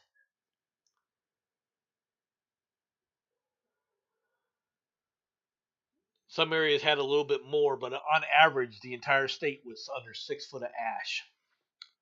Corn doesn't grow under 6 foot of ash. Just letting you know. Then again, people don't survive well under 6 foot of ash. Let's be honest here. No, that's true. That is very true. So if there's a big boom that happens, and there is a that goes off, and one of these super volcanoes could go off anywhere in the world. Let's be honest. Oh yeah. If a super volcano goes off, the world's going to change. It has to, in order for people to live. Mm-hmm. Okay. Most of the homes would collapse due to the weight of ash on the roofs. Most of the Midwest would be unlivable temporarily. I think he's looking far too small with Midwest. Unless you're talking Midwest, the entire northern plane of the planet. Well, he's talking about when he talks about the Midwest, you got to realize the Midwest goes from basically Colorado, all right, yeah, all the way to the other side of Michigan. Yeah, no, I know, but what I'm saying is the sheer devastation if Yellowstone goes up. I could be wrong, and I'm happy. I will be very happy to be wrong on this one, but I think basically America will cease to exist. Like you said, China will cease to exist. Let's just say the world better get used to the idea of eating its neighbors, because that is basically going to be the only goddamn food. It will change the dynamic, obviously, of the world. Yeah, China. I'm not saying China will cease to exist. China would fall into basically they would be fighting for food, all right, killing each other for food. Most of the world would be killing each other for food. The Brazilians would be sitting fat, dumb, and happy, but then again, they're fighting about everything else, so it doesn't really matter. Mm-hmm. Okay, just pointing it out. And you know what people won't be talking about? The Sioux Indians anymore, because there wouldn't be any. No. Alrighty. Infamous McDonald's hot coffee cases take center stage as Navy veteran racks up pretrial victories over Jake Tapper's comments in a defamation lawsuit against CNN. And I'm all for suing CNN into oblivion. The cable network CNN suffered a steady stream of losses during pretrial hearings in Florida, on Thursday, as a defamation case brought by a U.S. Navy veteran prepares to go on trial. During the nearly 3-hour proceeding, a key victory for the plaintiff, Zachariah Young, was presaged when the judge overseeing the matter brought up the infamous McDonald's hot coffee case. You know how many trials I've heard plaintiffs' attorneys or defense attorneys really do? Really do, for that matter, back in the day. I haven't heard of this lately, though. Everybody's heard about the hot coffee McDonald's lawsuit to the 14th Judicial Circuit Court Judge William Henry. I mean, how many times during jury selection was that ever brought up? The judge went on to say that the understanding and the mentions of the hot coffee case, all right, often neglected the very concrete reasons McDonald's was tagged as a defendant, but not used until the 1990s callback to illustrate a broader point about legal references. They would always ask those questions during jury selection, Henry went on, again miming an attorney of days gone by. Do you have any opinions about lawsuits and litigations just because McDonald's got tagged for $6 million because some lady spilled hot coffee in her lap in a drive-thru? Does that make you feel? How does that make you feel about the injury verdicts or things of that nature? Okay, for those, I'm just going to cut to the quick here.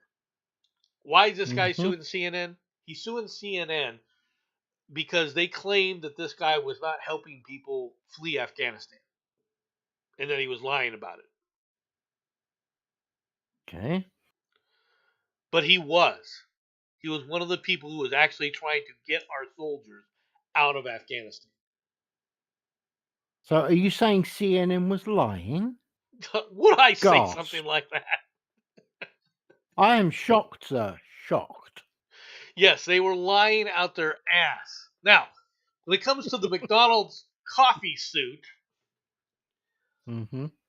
I have zero, and I mean zero, empathy for the woman who spilled the hot coffee in her lap. Yeah. Okay? Their reasoning for suing McDonald's was nonsensical. Yes. Okay, I'm sorry, but it was. This woman did something that caused her to get burned with a hot liquid. Oh, but they were brewing it too hot. Don't you understand? No, I don't care. You know it's hot. You know it's scalding hot. Anybody who had ever been to McDonald's or anywhere else to get hot coffee knows that they brew it hot.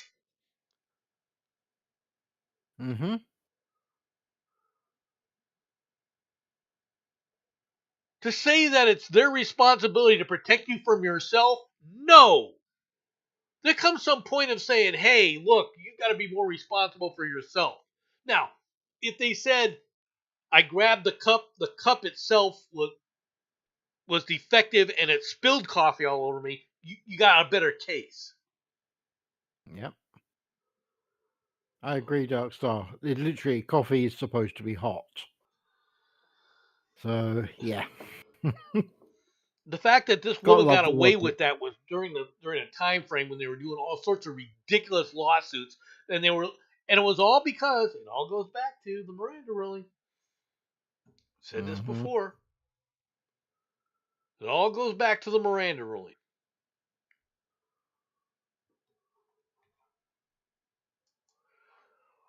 Mike Johnson wins re-election after last-minute negotiation with Republican members.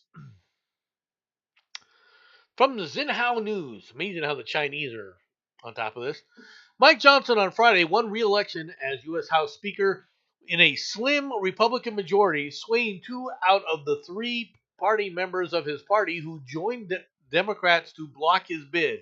The final vote tally was 218 to 216, with all 215 Democrat members voting for the House Minority Leader Hakeem Jeffries and the Republican Congressman Tom Massey of Kentucky voting for another candidate, GOP Whip Tom Emmer. 2 other House Republicans, Ralph Norman of South Carolina and Keith Self of Texas, had voted for other candidates for Speaker and changed votes at the last-minute negotiation with Johnson. Okay, first of all, that's a lie. Okay? They did not change their votes with a last-minute negotiation with Johnson. They changed their votes because a certain individual named Trump called them and said and convinced them to change their votes. Okay? Mm-hmm. Now, here's the problem that you got. Okay? This is not about how slim the majority is for the Republicans.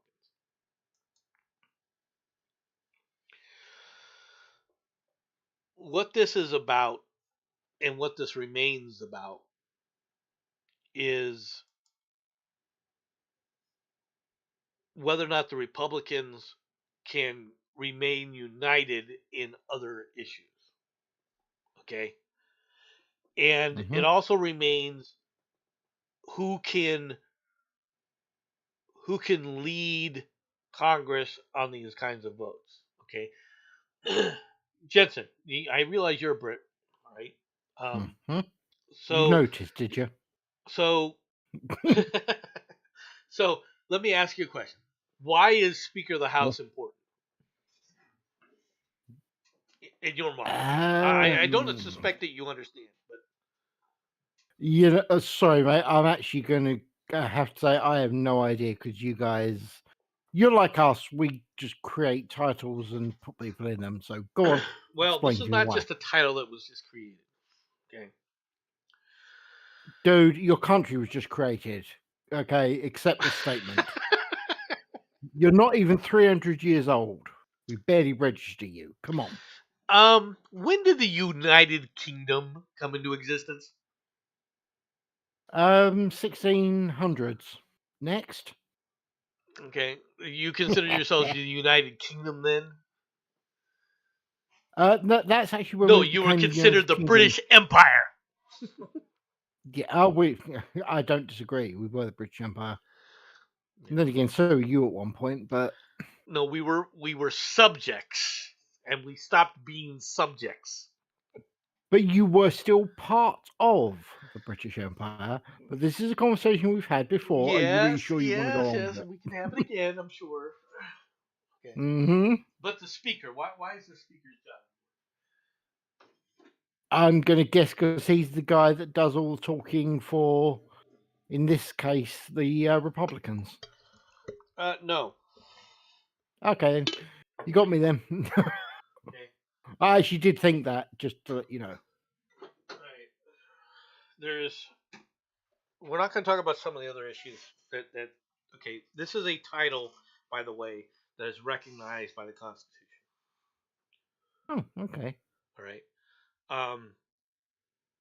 And in fact, the Speaker of the House is third in line. Okay, to the president. Oh. So if the president and the vice president died, the Speaker of the House would become president. Oh. All right, Whoa. Hold the phone right there. Okay. So, does that mean that the person in charge of the Speaker of the House is under the same rules as the president, i.e., this is Trump's final thing of taking over? Does that mean if for some strange reason, after he gets turfed out of the White House, if he became the Speaker and then the president and vice president get whacked, does he go back in? he could go back in for 2 years. So he could. Oh, okay. All right. The maximum All right, you have cool. a maximum time as president is 10 years. Oh, okay. Right. But he couldn't be reelected as president. Okay. Right. But no, it's an interesting comment, but no. Okay. Okay. The Speaker of the House, though, why it's important is because how the House rules work when it comes to setting votes, setting up a vote on any piece of legislation, is totally within his purview. Interesting. So if you want any bill passed, okay, the time frame of when that comes up for a vote is totally within the purview of the Speaker of the House. So you could have the rest of the House members all ready to vote yes on one of your bills, and the Speaker of the House says, "Well, I'm not tabling it for a vote," what are you going to do? Wow. Do you Okay. understand the power now of the Speaker of the House? Yeah.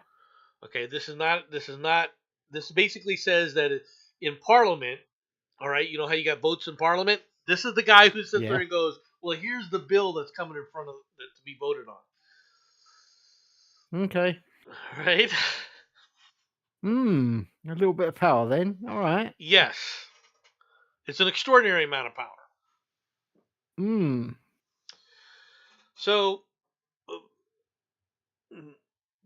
he so you need somebody in there that's strong enough, all right, to listen to be able to take people who are going to come after your plan and still tell you no, and yet at the same time be safe enough that, okay, yeah, I can say no to you and you're not going to get rid of me. Okay. Now, it used to be, notice the word, since Yeah. since he's the one who brings up votes such as this, right? He or she, that once they became Speaker of the House, they were safe. Because if you wanted to end them being the Speaker of the House, you had to go to a vote, right? And so, well, I want to vote on this. No, next. Yeah. Yeah, I'm seeing a pattern here. Okay. Okay. The Republicans, however, when they took back the House, said, enough of this bullshit. All right. We're going to put it in the House rules. Okay. That says if somebody wants to call for a preemptory vote on the Speaker of the House, they can do so, and it only takes one member to do it. Oh. That's how they got rid of McCarthy. All right, McCarthy being the one previous to Speaker Johnson. All right. That's why it's so tenuous now. All right. The reason the Republicans did that, all right, specifically the conservative Republicans are the ones that put that in, was because they were sick and tired of being ignored, their issues being ignored, and watching the Democrat priorities still get pushed through with this bullshit because they wanted to make nice with the Democrats. I'm going to enjoy this next line. Are you saying that they were suffering from taxation without representation? No. Why does that bring up a thing? Oh, that's a separate issue, and that is a problem by the way in the country. But that's I knew it. I knew it. That has nothing to do with Congress, though. Aside from Congress being stupid. All right. So no. So the problem here, though, and you can see that they're trying to diminish Trump by saying Trump had nothing to do with this, right? Yeah. Oh, he's still really worried. No, Trump is forcing the party, all right, to coalesce behind this, to stop playing silly bugger games, all right, so that they can push through his legislation. Okay, and he's also threatened, and rightly so. He also has the ability with these other Republicans to say, look, that if Mike Johnson threatens the legislation that I want done, I'll let you get rid of him because it only takes one. Right? That's how they flip this guy, or these other two, right? Because if they want to get rid of him, they will. So Johnson has to toe the line. Does that make sense? Yeah. All right.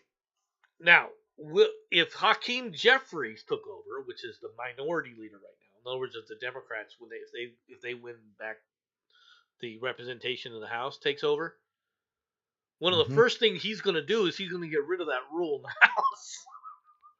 I wonder why. Right? And the rest of the Democrats will go right along with it, because you can see that the Democrat coalition is quite a bit different than the Republican coalition. Okay. So the Democrat coalition, though, has its own issues. All right. But they have successfully, supposedly successfully, but they haven't really sidelined their activist base. Does that make sense? Yeah. Like AOC. AOC did get a slap in the face. Okay. All right. Because she wanted a chair position. Does that make sense?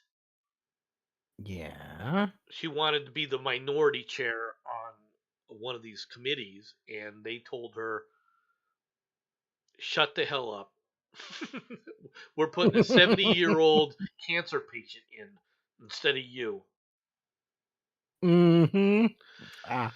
All right. And of course, Twitter went berserk over it. And it's look, the Democrats who are in charge understand something about AOC, and that's the fact, and that is AOC is a media creation. Yes. She's all hat, no cowboy. Okay. Yeah. She has no real substance to her. Okay. She has no. She can get the Twitter base all ginned up, right? Because she's got a Twitter following, but that's it. Okay. Yeah. And so, and she's not. How do I put this? She at least is not as stupid. She's not as stupid as a lot of people think she is. Okay. I'm really fighting to believe that, but okay. Well, she's not. Okay. Okay. One of the things that she did was after this election loss, is she went out to her constituents and said, "How the hell could you vote for Trump and still vote for me?" Because that's what the vote tally showed. Yeah. And she went out to talk to her constituents. All right. And they basically told her that Trump is a freaking bomb thrower just like you are. Now, she didn't like that. Fair. All right. Because she doesn't understand anything about politics. She doesn't understand anything about what she supposedly supports. Right. It sounds good to her, so therefore that's the way it is. You've seen how badly she's come off in some of her when she's trying to quote unquote grill people in Congress. All right, she comes off as an idiot because she's a know nothing. She doesn't think. Right? She emotes. Okay. Yeah. Now, granted, she doesn't get pushback in the press. The press loves her. Right? But she's obviously not. But she's at least willing to try and find out, well, what was going on in my district. Right? Unlike many of the other Democrats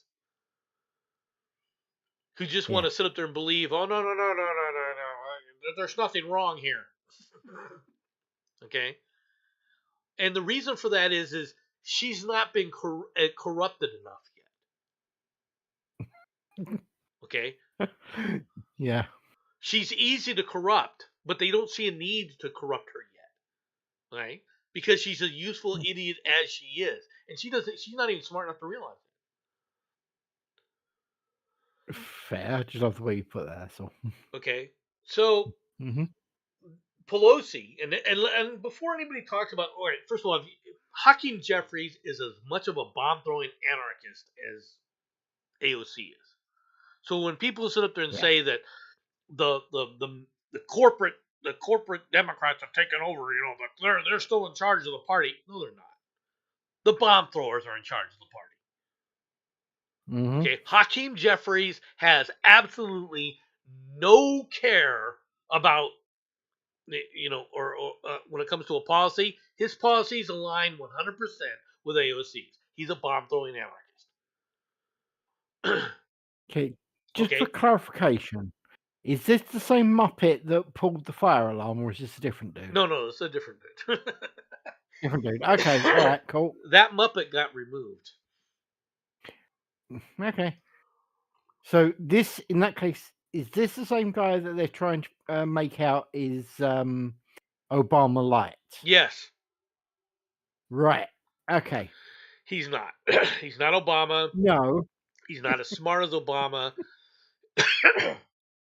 He talks a lot of bullshit. Mm-hmm. But what he is a minion. Mm-hmm. He's a minion of the Queen. Okay. Okay. And the Queen of Congress is Pelosi. Yeah. Okay. The problem that the Queen has is she is not long for this earth. That was what I was waiting for. Mm-hmm. And people are starting to realize it. Yeah. Who inherits her power? Mm-hmm. It's not Hakeem Jeffries. Okay, I'm just telling you now.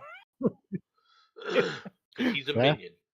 There's going to be a fight over the ability to coalesce.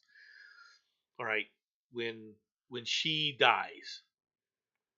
Yeah.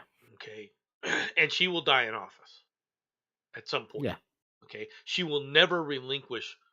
Everybody, she said she was going to step aside. She wasn't going to run for re-election, and then of course lied and ran for re-election. And the idiots in California, Berkeley, freaking voted her back in. Right. The San Francisco loons, which are her constituents, all right, yeah, are going to continue to vote for her and vote for her in perpetuity until she's dead. Yeah. Okay. That's how safe her district is. Mm-hmm. Okay. But she has a lot of personal power. There's a reason I call her the Queen of Congress. And she has used that power to create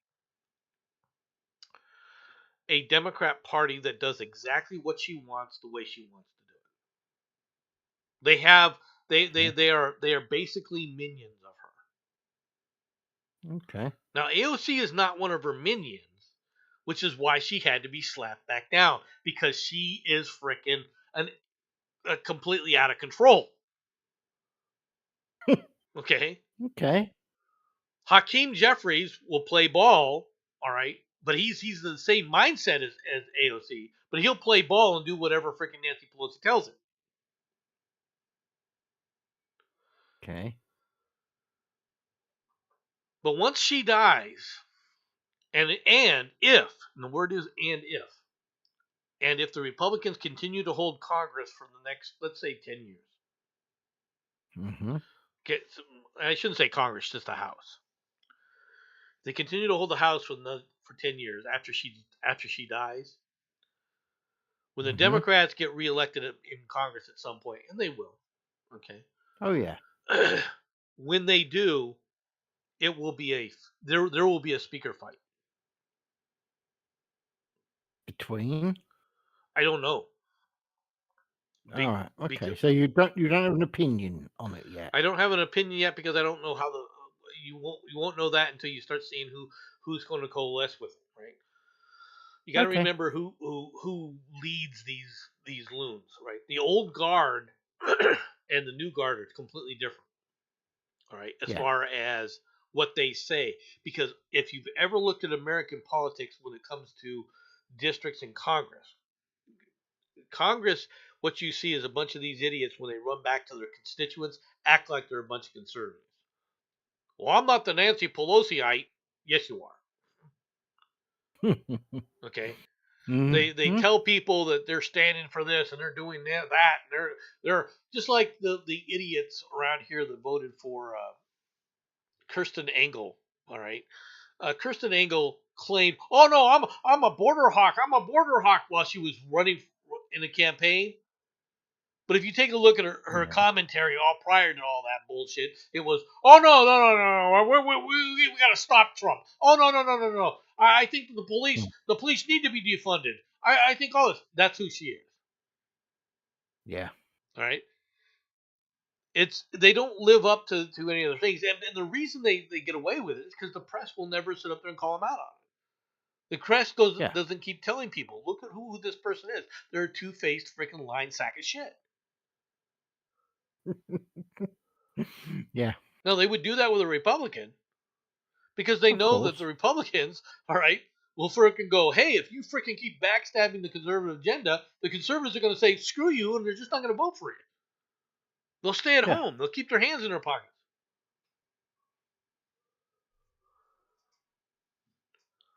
So the Queen of Congress basically slapped down AOC not to let her have a position. Mm-hmm. She still carries a lot of power, and Yeah. but the thing is she's losing it because she can't even be there as much as she wants to be, and the reason for it is her health is failing. Yeah. Okay, Father Time is undefeated. Yeah. Okay, and she's going to she is going to be gone soon. All right. Yeah. And it will be a fight within the Democrat Party between the idealistic wing that hasn't been corrupted enough yet Mm-hmm. and the corrupt DNC that are just in there for power and power only. Now they're all in it for power only, right? And that's what they'll be fighting for. But see, one thing people do understand in this country, Bernie Sanders is a danger to everybody. Okay? As much as Shoe on Head and a few of these other freaking lunatics, when you start becoming an adult, you realize Bernie Sanders' freaking rhetoric isn't just wrong, it's dangerous. It actually hurts people. Yeah, hold up. Darkstar has just put rumor has it AOC might be pregnant. One, wow. Two, that might not necessarily be a bad thing because after all, theoretically, becoming pregnant might actually make her grow up and decide not to be quite as much of a moron as she is. And I changed idiot to moron there. We'll see whether she's pregnant or not. I don't care. Mm-hmm. Okay. I really don't. Mm-hmm. Unless she sits up there and says, well, you know what, I got to take care of my kid. I'm going to leave Congress. That'd be the only thing I'd sit up there. I'd actually give her credit for that. Okay. Let's get on to this next story. To be fair, yeah, we've been waiting too long on this.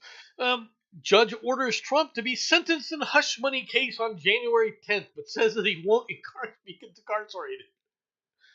Judge Juan Merchan denied Trump's motion to dismiss the case against him and said he could appear in person or remotely for sentencing. The judge presiding over the hush money case against President-elect Donald Trump on Friday denied his bid to dismiss the case and said he'll sentence him on January 10th, 10 days before his inauguration as the 47th president.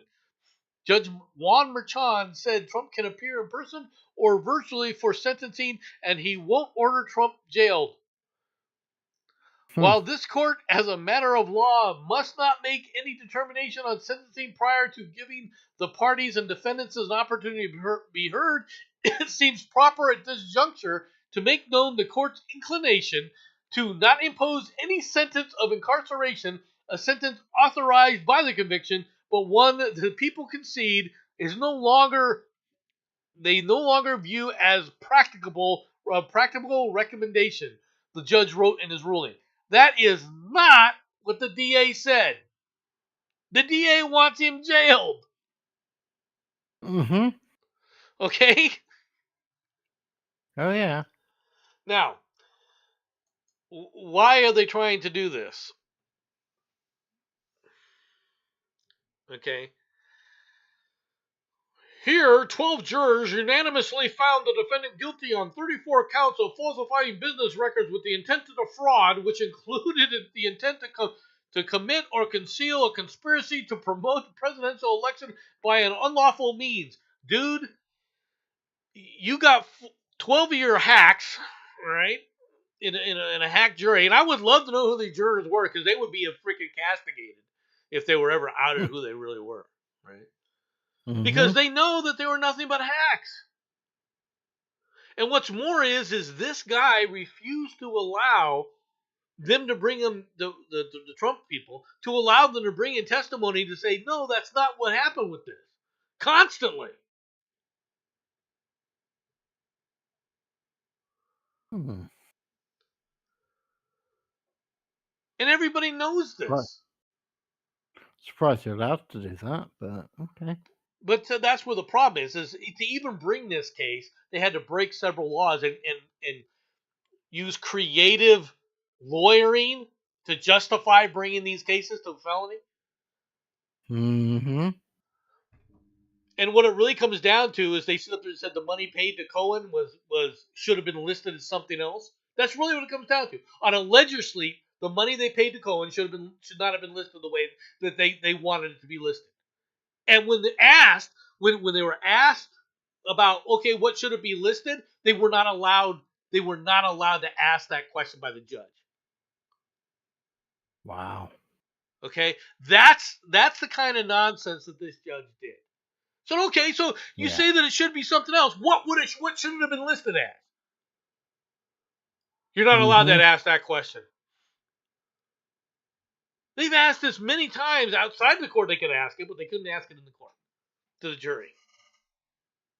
Right? Damn. Now, I will say this: the whole Stormy Daniels thing. All right, is it seedy? Is it seemly? Yeah, it's seedy and seemly. Right? Does it hold? Okay. Does it put a good light on Trump? No, it doesn't put a good light on Trump. All right. Do I wish that Trump is not? I'm not a fan of Trump's the way people think I am. Yeah. Okay. The only thing I care about is conservatism. The only difference is it was only Trump who was willing to take on the media. Yeah. People don't understand this. The reason Trump has support is he's willing to sit up there. Trump became the quote-unquote people's champion when the media jumped on him, all right, and said, you know, your stance on immigration, it makes it so hard. It makes it so hard of you. And he set up this wall. The wall got 10 foot taller. Yeah. And see, it was because he took an unpopular stance, not with the people. He maintained an unpopular stance with the media, right? And drove it home. Yeah. Now, what's he done since then? Since then, he's got Musk and Vivek Ramaswamy, however you say his name. I can never pronounce his name. I'm not trying to butcher it. All right. Yeah. But to create a let's go through this and start cutting government. Hey, look, I'm all for cutting the government. They don't want to cut it the way I wanted the government cut. Okay? You're not supposed to use B-52s to cut the government. I'm not going to use B-52s to cut the government. I'm just going to tell people, go get another job. And then you're going to go to the B-52 idea. Well, you go in there and say, look, part of the problem is that the government's got its hands in too much shit. That's the real problem. Yes. Vivek and Musk going in there and saying, look, this is inefficient. And I agree, it's inefficient. And saying these people don't need to be here and don't need these jobs because it's inefficient. That's all well and good, and I agree that there's that too. But I want these people not to even be looking at what they're doing. I don't want that. Yeah. I don't want that freaking office to even be investigating any of this shit. Yeah. No, there's going to be about a 50% turnover in the federal government anyway. People don't realize this. But there was a threat that was issued by Trump, and Trump basically was there's a lot of people who don't believe it, but there's a threat coming that's going to force a lot of people who who don't believe that Trump will do this. Okay. Trump stood up there and said, come back to work. No working from home. Yeah. Yeah. And they're being told by union people and everything else, Trump won't do this. Trump's going to fire you fools. You guys better wake the hell up. You better start reporting into the office because Trump's going to go in there and say, hey, are you here? No, gone. Don't need you. Mm-hmm. That's coming. Okay? I don't disagree. They'll He be would, and but they'll I be don't. all going, we're going to file lawsuits and all this. And he's going to be like, fine, file lawsuits. In the meantime, you're out of a job. Enjoy. Mm-hmm. I wonder if the government has got more money than you, the person. Don't know. I'm telling you, there's a lot of these slackers that need to go. Okay, Yeah. throughout the entirety of the federal government. The federal government is the number one single largest employer in the country. That never should be the case. The federal government. Yeah. So there's a world of hurt coming down on several people. And the media, we already know what the media is going to say. They're all going to come back with sob stories about this, and they're going to be told to shut up by people. Because doing that to government workers is not going to be nearly as unpopular as the media is going to try and claim it is. And the reason for that is why should you have a job off my taxes? Fair. That's what's going to happen. Different. It's a little bit different over here. I believe the military is the number one, and then the NHS is the number two over here.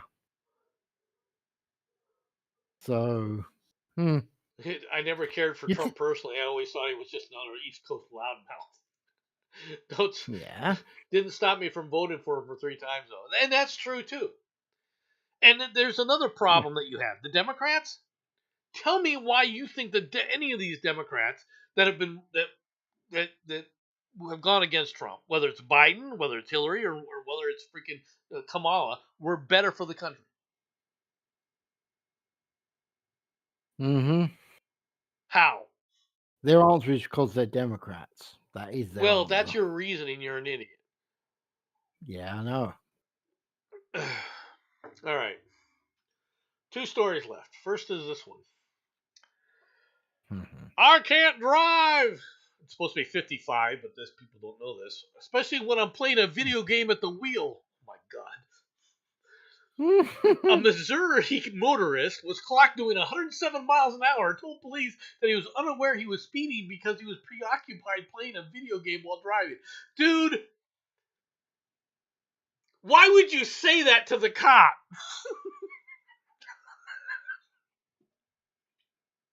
Because the police aren't going to do a damn thing because he's right shade. Dakota Trevon Carter, Crater, so I see that. Mm-hmm. All right, 25 was pulled over on Friday night on Interstate 35 in Claycomo, a village about 10 miles south of Kansas City. Crater, was behind the wheel of a 2023 Nissan Sentra when cited for exceeding the posted 65-mile-an-hour speed limit seen at the right. He told cops he was driving on a suspended license. You're already in trouble, dude. Police say that he admitted to playing a video game while driving. He is facing speeding and other vehicular charges and is scheduled for an April 15th court appearance. Investigators did not quiz what game he was playing. A review of the Kansas City resident's TikTok page shows that he's a devotee of My Hero Ultra Rumble. All right, a 24-player battle royale. In October, he posted 5 clips showing his exploits in a free online game. Come on, let's be thankful it weren't GTA. Okay. All right. Now, I don't have a Nissan 2023 Nissan Sentra. Mm-hmm. Okay, so I don't know if it can drive itself. Going no. Mhm. It wouldn't pen it past me if this was a self-driving vehicle, right? But I'll say no simply because of the fact, how are you doing 107? Yeah. Now, I will be honest. When you get white line fever, and I-35 is a place where you can get it. Okay, and what I mean by white line Okay. fever is you're just driving and you're just going past people and moving in and out. Okay, Yeah. it's real easy to not realize how fast you're going. Yeah. But 107, I mean, I found myself at 80 miles an hour before not realizing Yeah. it. Okay, not 107, That because is quite impressive. your engine noise is what causes you to look at, why is the engine so loud? And you look down and then you realize you were going too fast. You should have figured out long before then, Yeah. okay, that you were doing a lot of speed. Mm-hmm. All right. Had a guy who was even dumber, streaming in his car, decided to run from the Arkansas police. He recorded himself getting pit maneuvered at 100 plus miles an hour. Mm-hmm. All right. Believe me. Okay. Now, for those who have never driven 100 miles an hour before, it's amazing Oh yeah. the difference between 55 miles an hour and 100. Okay. It's easy to do on these interstates, number one, because these Yeah. interstates are flat and long. Yeah. Okay. Overall. And as much as people complain, the interstates generally are pretty well maintained. All right. Yeah. So you can really, if you want to get up to speed, they're like the Autobahn. You can flat out boogie if you want to. Mhm. Okay. Yeah. I'm assuming that the 80 you done was in a car. Yeah. Well, the 100 I did wasn't 120. I Oh, did was in a 100. car. Oh, okay. In that case, try on a motorcycle, then we discuss. No, I'm things. not going to even attempt over 80 on a motorcycle. There's a freaking no freaking way. And the reason for that is not what you think it is. The reason for it is when I was doing 120 miles an hour, Mm-hmm. you once I was up that fast, I mean, it's cool and things are flying and you're Oh zipping yeah. back and forth, but any little twitch causes the vehicle to move. Oh yeah. Okay? And so if you twitch a little too much when you're doing 120 miles an hour, there's no recovery. Okay? Once you get past 80, if you twitch the wrong way, there's no recovery. There's no recovery. On a motorcycle, all right, the only way I'd be doing 100 something miles an hour on a motorcycle is if I'm sitting there going, you know what, it's time to end it all. I'm going to see how far I can fly first. Okay? That's fair. All right, I'm just letting you know. I mean, Yeah. Yeah. my Honda Civic did a 137 miles an hour one time, but the speedometer was over calibrated by 10%. Well, even at even if it was 10% over calibrated by 10%, you're still doing 120, Mm-hmm. 125. Now I'm just in America when you're a teenager in America and you get your driver's license, especially in the rural Nebraska. Okay, Mm-hmm. you now are when they hand you that driver's license, it's the card that says "Hold my beer." Hostile and mobile. Okay, Mm-hmm. it is. You are now as a member of the male gender. You are now automatically there to challenge yourself in all these situations. Okay? What can I do? Mhm. All right? And if I do one thing, can I beat it? Yeah. Okay? This is who you are growing up. Okay? Yeah. It's a challenge to yourself. It's not doing it drunk or anything else. It's already a challenge to yourself just to sit up there and say, okay, I did this at 100 miles an hour. Can I do this at 110? Mm-hmm. Can I take this dirt road at this speed? Yeah. You find out very quickly, though, that dirt roads over 50 miles an hour on a dirt road is dangerous, folks. You get used to it, Oh yeah. but you also quickly learn, ooh, boy, I came close to hitting the ditch there, Mm-hmm. right? Because it's a dirt road. Right? Yeah. And even when you're going around corners, doing a power slide like Dukes of Hazzard, Mm-hmm. you realize when you get to the edge. Does that make sense? Oh yeah. But you're challenging yourself to do that. That's the problem. Yes. Okay? That's why so many young kids, when they start drinking and driving, they do a drinking and driving, kill themselves. Because even that little bit of impairment, they don't realize is going to cause them to die. Yeah. All right? I'm not recommending you drink and drive. It's illegal. Don't drink and drive, folks. Whatever you do, don't drink and drive. I'm trying to prevent that. But I'm just saying that's what it's like in America, in a rural America. Yeah. I can't tell you how weird it is for me to when I went into the army and you found people that came from New York City and these areas, and they go, "Well, I don't have a driver's license." What do you mean you don't have a driver's license? Yeah. Okay. I mean, who the hell doesn't have a driver's license? Why the hell don't you have a driver's license? What the hell's wrong with you? There are people that never needed a driver's license, so they don't get one. Raise his hand. Did you realize how weird that is to somebody who everyone drives? And you grow up where everyone drives? Everyone drives? Oh yeah. My wife didn't have a driver's license until she was 26. I was like, what the heck's wrong with you? Fair. It's one of those things, right? Yeah. So it's Challengers, Chargers, Camaros were all built over old by beer bullets. This is fair. Can't disagree. Kudas, Barracudas. Mm-hmm. All right. I mean, it's just look.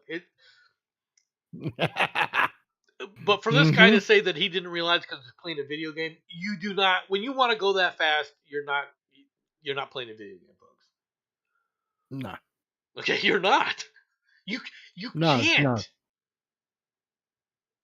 Okay. The only thing it doesn't say here is when he did this. Okay. And what I mean by that is, it doesn't tell you what time of day it was. Probably nighttime, to be completely honest. Well, there has to be some time when there's not a lot of traffic on I-35. Yeah.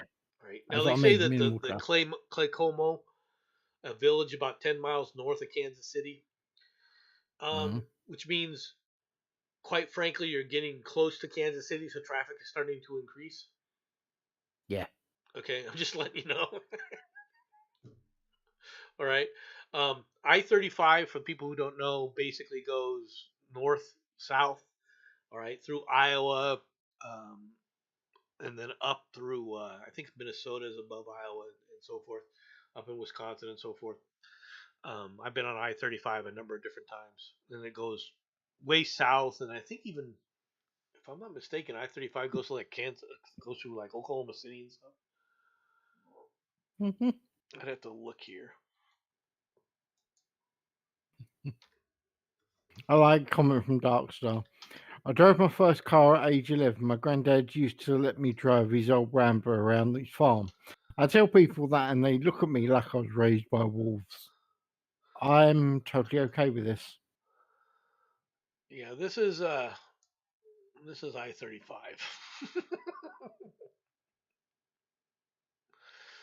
It goes all the way through, all the way down through here, down Wow. into Dallas, right? Right, all the way up through Fine. Okay. Minnesota, right on down, kind of like this. Follow. This is, by the way, this is the Missouri River. Helen, Yeah. I suppose I should be showing this to the folks. Mhm. This is the Missouri Valley, Yeah. right here. hmm And this right here is the Mississippi. Okay, so Yeah. basically the Missouri flows into the Mississippi.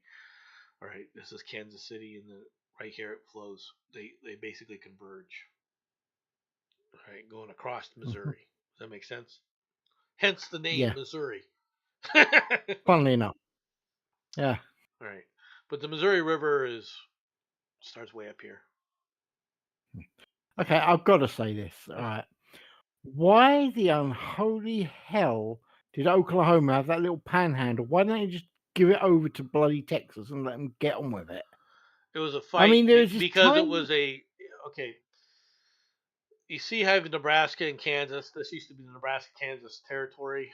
All right, this area here was considered the Indian territory. Uh-huh. All right, and Texas basically wanted to claim part of this, so they gave them this, and this just remained the Indian territory. And they decided to just make this line go straight across. That's why. That is just okay. All right, cool, no problem. Just daft to me. Logic dictates either A, move that line down a bit and give it to Kansas and Colorado, or Right, but if you moved basically it down, you're invading the Indian territory, which is basically the Indian. This area here yeah. is basically one massive Indian reservation. Oh, okay. All right. All right, it's huge. It takes up a good portion of Oklahoma. Okay. All right, a good portion of Oklahoma, including Oklahoma City, all right, is part of the Indian reservation. See how you got the Cherokee, the Muscogee, the Choctaw, and the Chickasaw? Yeah. Quote unquote 5 civilized tribes. Mm. All right, the part of the 5 civilized tribes. Right, that's basically what you're dealing with right there. These are not the only tribes. These are not the only reservations in here, by the way. Yeah. Does that make sense? Yeah, no, okay. I assume you do understand my point, though. It literally looks so weird that they've got this big ass chunk that buggers off. They literally might as well have handed it over, or just never bloody had it in the first place. It just seemed weird. That's all. Then again, I mean, I've always had the problem with the whole panhandle concept. And yes, I know that there are large sections where panhandles are quite important to America. They're all right.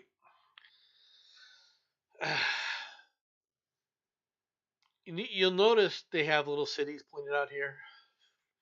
Mm-hmm. Do you see any in this area? Yeah, because there's nothing there. There are small little towns, if you really want to look at it, right? But these things are postage stamps.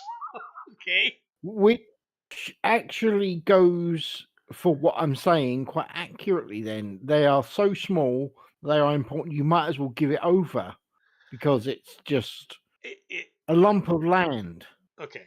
Okay. Let me go in here. So see this area here. Mm-hmm. All right. What is it? What are these? These are all center pivot irrigation systems. That's what you're seeing as these circles everywhere. Yes. All right. And there's a town probably called Cactus here, and this is probably 2,000 people. Okay. All right. Does that make sense?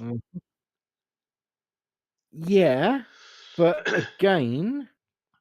And you have now between Cactus and Stratford, all right, you have 20 miles of nothing. Well, not actually, that's probably even more than 20 miles. This is probably Yeah, probably about 25 miles. 25 miles of literally nothing but farmhouses. If there's a You're farmhouse. li- If there's a you are farmhouse. literally making my point for me. You know that, right? Well, I mean, who do you handing it over to someone? Why? Who wants it? That part I accept, but it's more because it will tie the freaking map up. Tidiness Get on rid of maps totally off it. ended over here. Okay. Yeah. Yeah. Look, I'm British. My thing is to tidy up slightly. You guys just This is tidier. This here is tidier than this bullshit. Yeah. Okay. Then again, I still have issue with Michigan. The Michigan Panhandle. Just give it over to Wisconsin and bloody deal with it, okay? I mean, what? There's a freaking bridge between the two bits. I'm guessing, right? You mean right here? Oh, right. We've got a city. Okay. So yeah, there's probably a bridge. Yeah, no, there is. There's literally a freaking bridge attaching the two. Yes. Okay. There is a bridge attached to the two. So give the bit north of the bridge over to Wisconsin and say you bloody deal with it. And again, okay, the people who live in here, they can shut up and deal with it. Yeah, they don't like Wisconsin. They don't like anybody. I can already tell. Ottawa is my subtle clue. But okay, Wisconsin is dominated by this city here, Milwaukee. Okay, and it's very. This place is crazy. Milwaukee, and Kenosha, and so forth. You call it Chicago North if you want, but this was a huge. This is a port. Was a major port. Yeah. Okay. And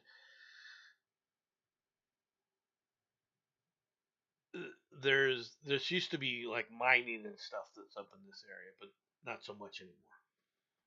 Yeah. Okay. Nimble Horse is saying the Rust Belt. Well, the Rust Belt. How do I say this is the Rust Belt. Okay. All right. Jersey is not really included. Pennsylvania was where U.S. Steel. This is the base of U.S. Steel. Okay. They used to basically take iron ore through here over to this area. Pittsburgh's like right up here. Yep. All right. And there's a river system that they would transport all this stuff down on. Okay. So that's why this Milwaukee became a huge manufacturing area, but it also became a huge brewing area. At one point, almost all the brewers in America had some kind of brewing facility in Milwaukee. Okay. That's why if you ever see Laverne and Shirley, they work in a beer factory. I'm going to do it, and you're going to have a go at me. Who? Laverne and Shirley was a show that was a spin-off from Happy Days, actually. Now, Happy Days, I know. Okay. All right. So they hold it. Is that them two birds that we like like skipping and hopping along with music in the background and whatnot? Is that them? Yeah. Ah, yes. In that case, I have heard of it. It was something that was played while I was ignoring it, playing soldiers as a kid. Right. So, but that's that. So. Okay. But 100 miles an hour. Yeah. Final story of the day. Emu seen wandering loose in the Maryland town.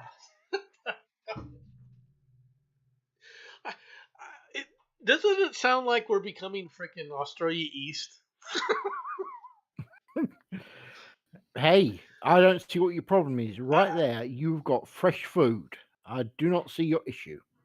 I I'm just trying to put this out there. Residents of a Maryland community kicked off the new year with an unexpected special guest, an escaped emu.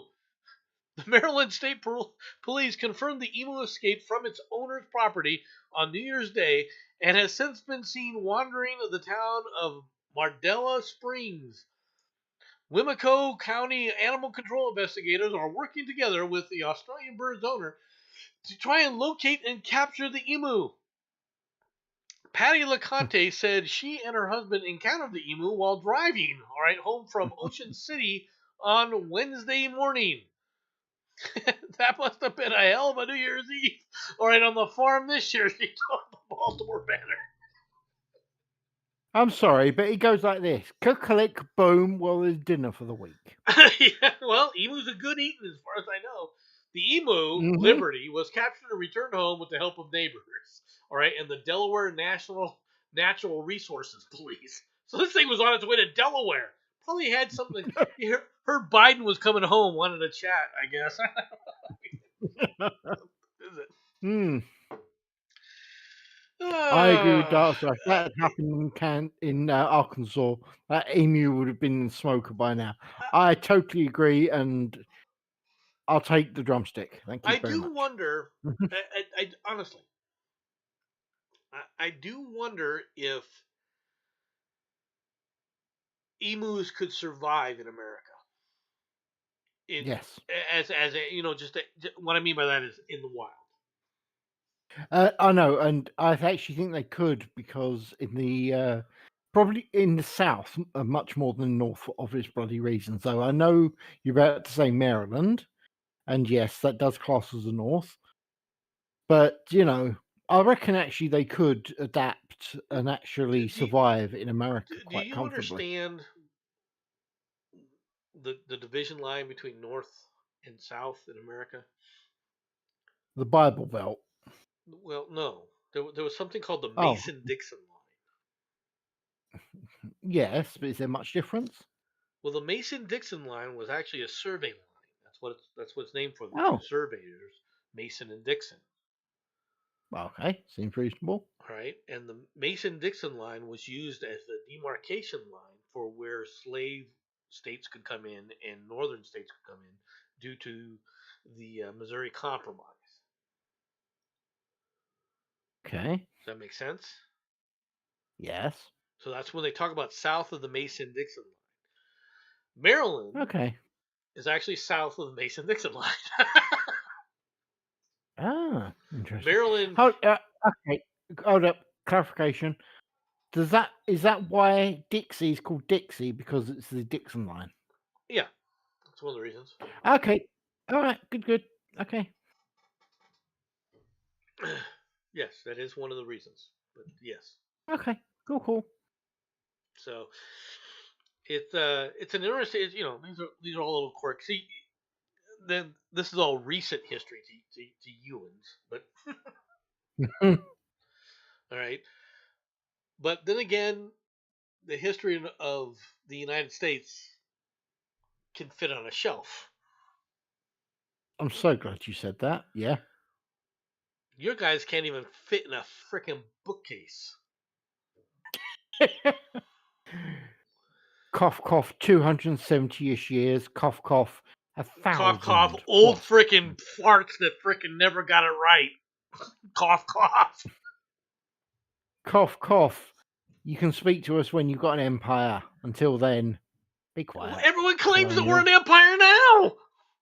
I know, exactly. That's just shows stupidity. We don't want an empire.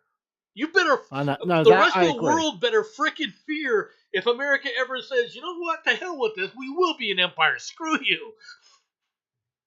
The day you decide that, give me a shout. I'm happy to come along and help. All right. Anyway, it's I've been going for how many hours now? Good Lord.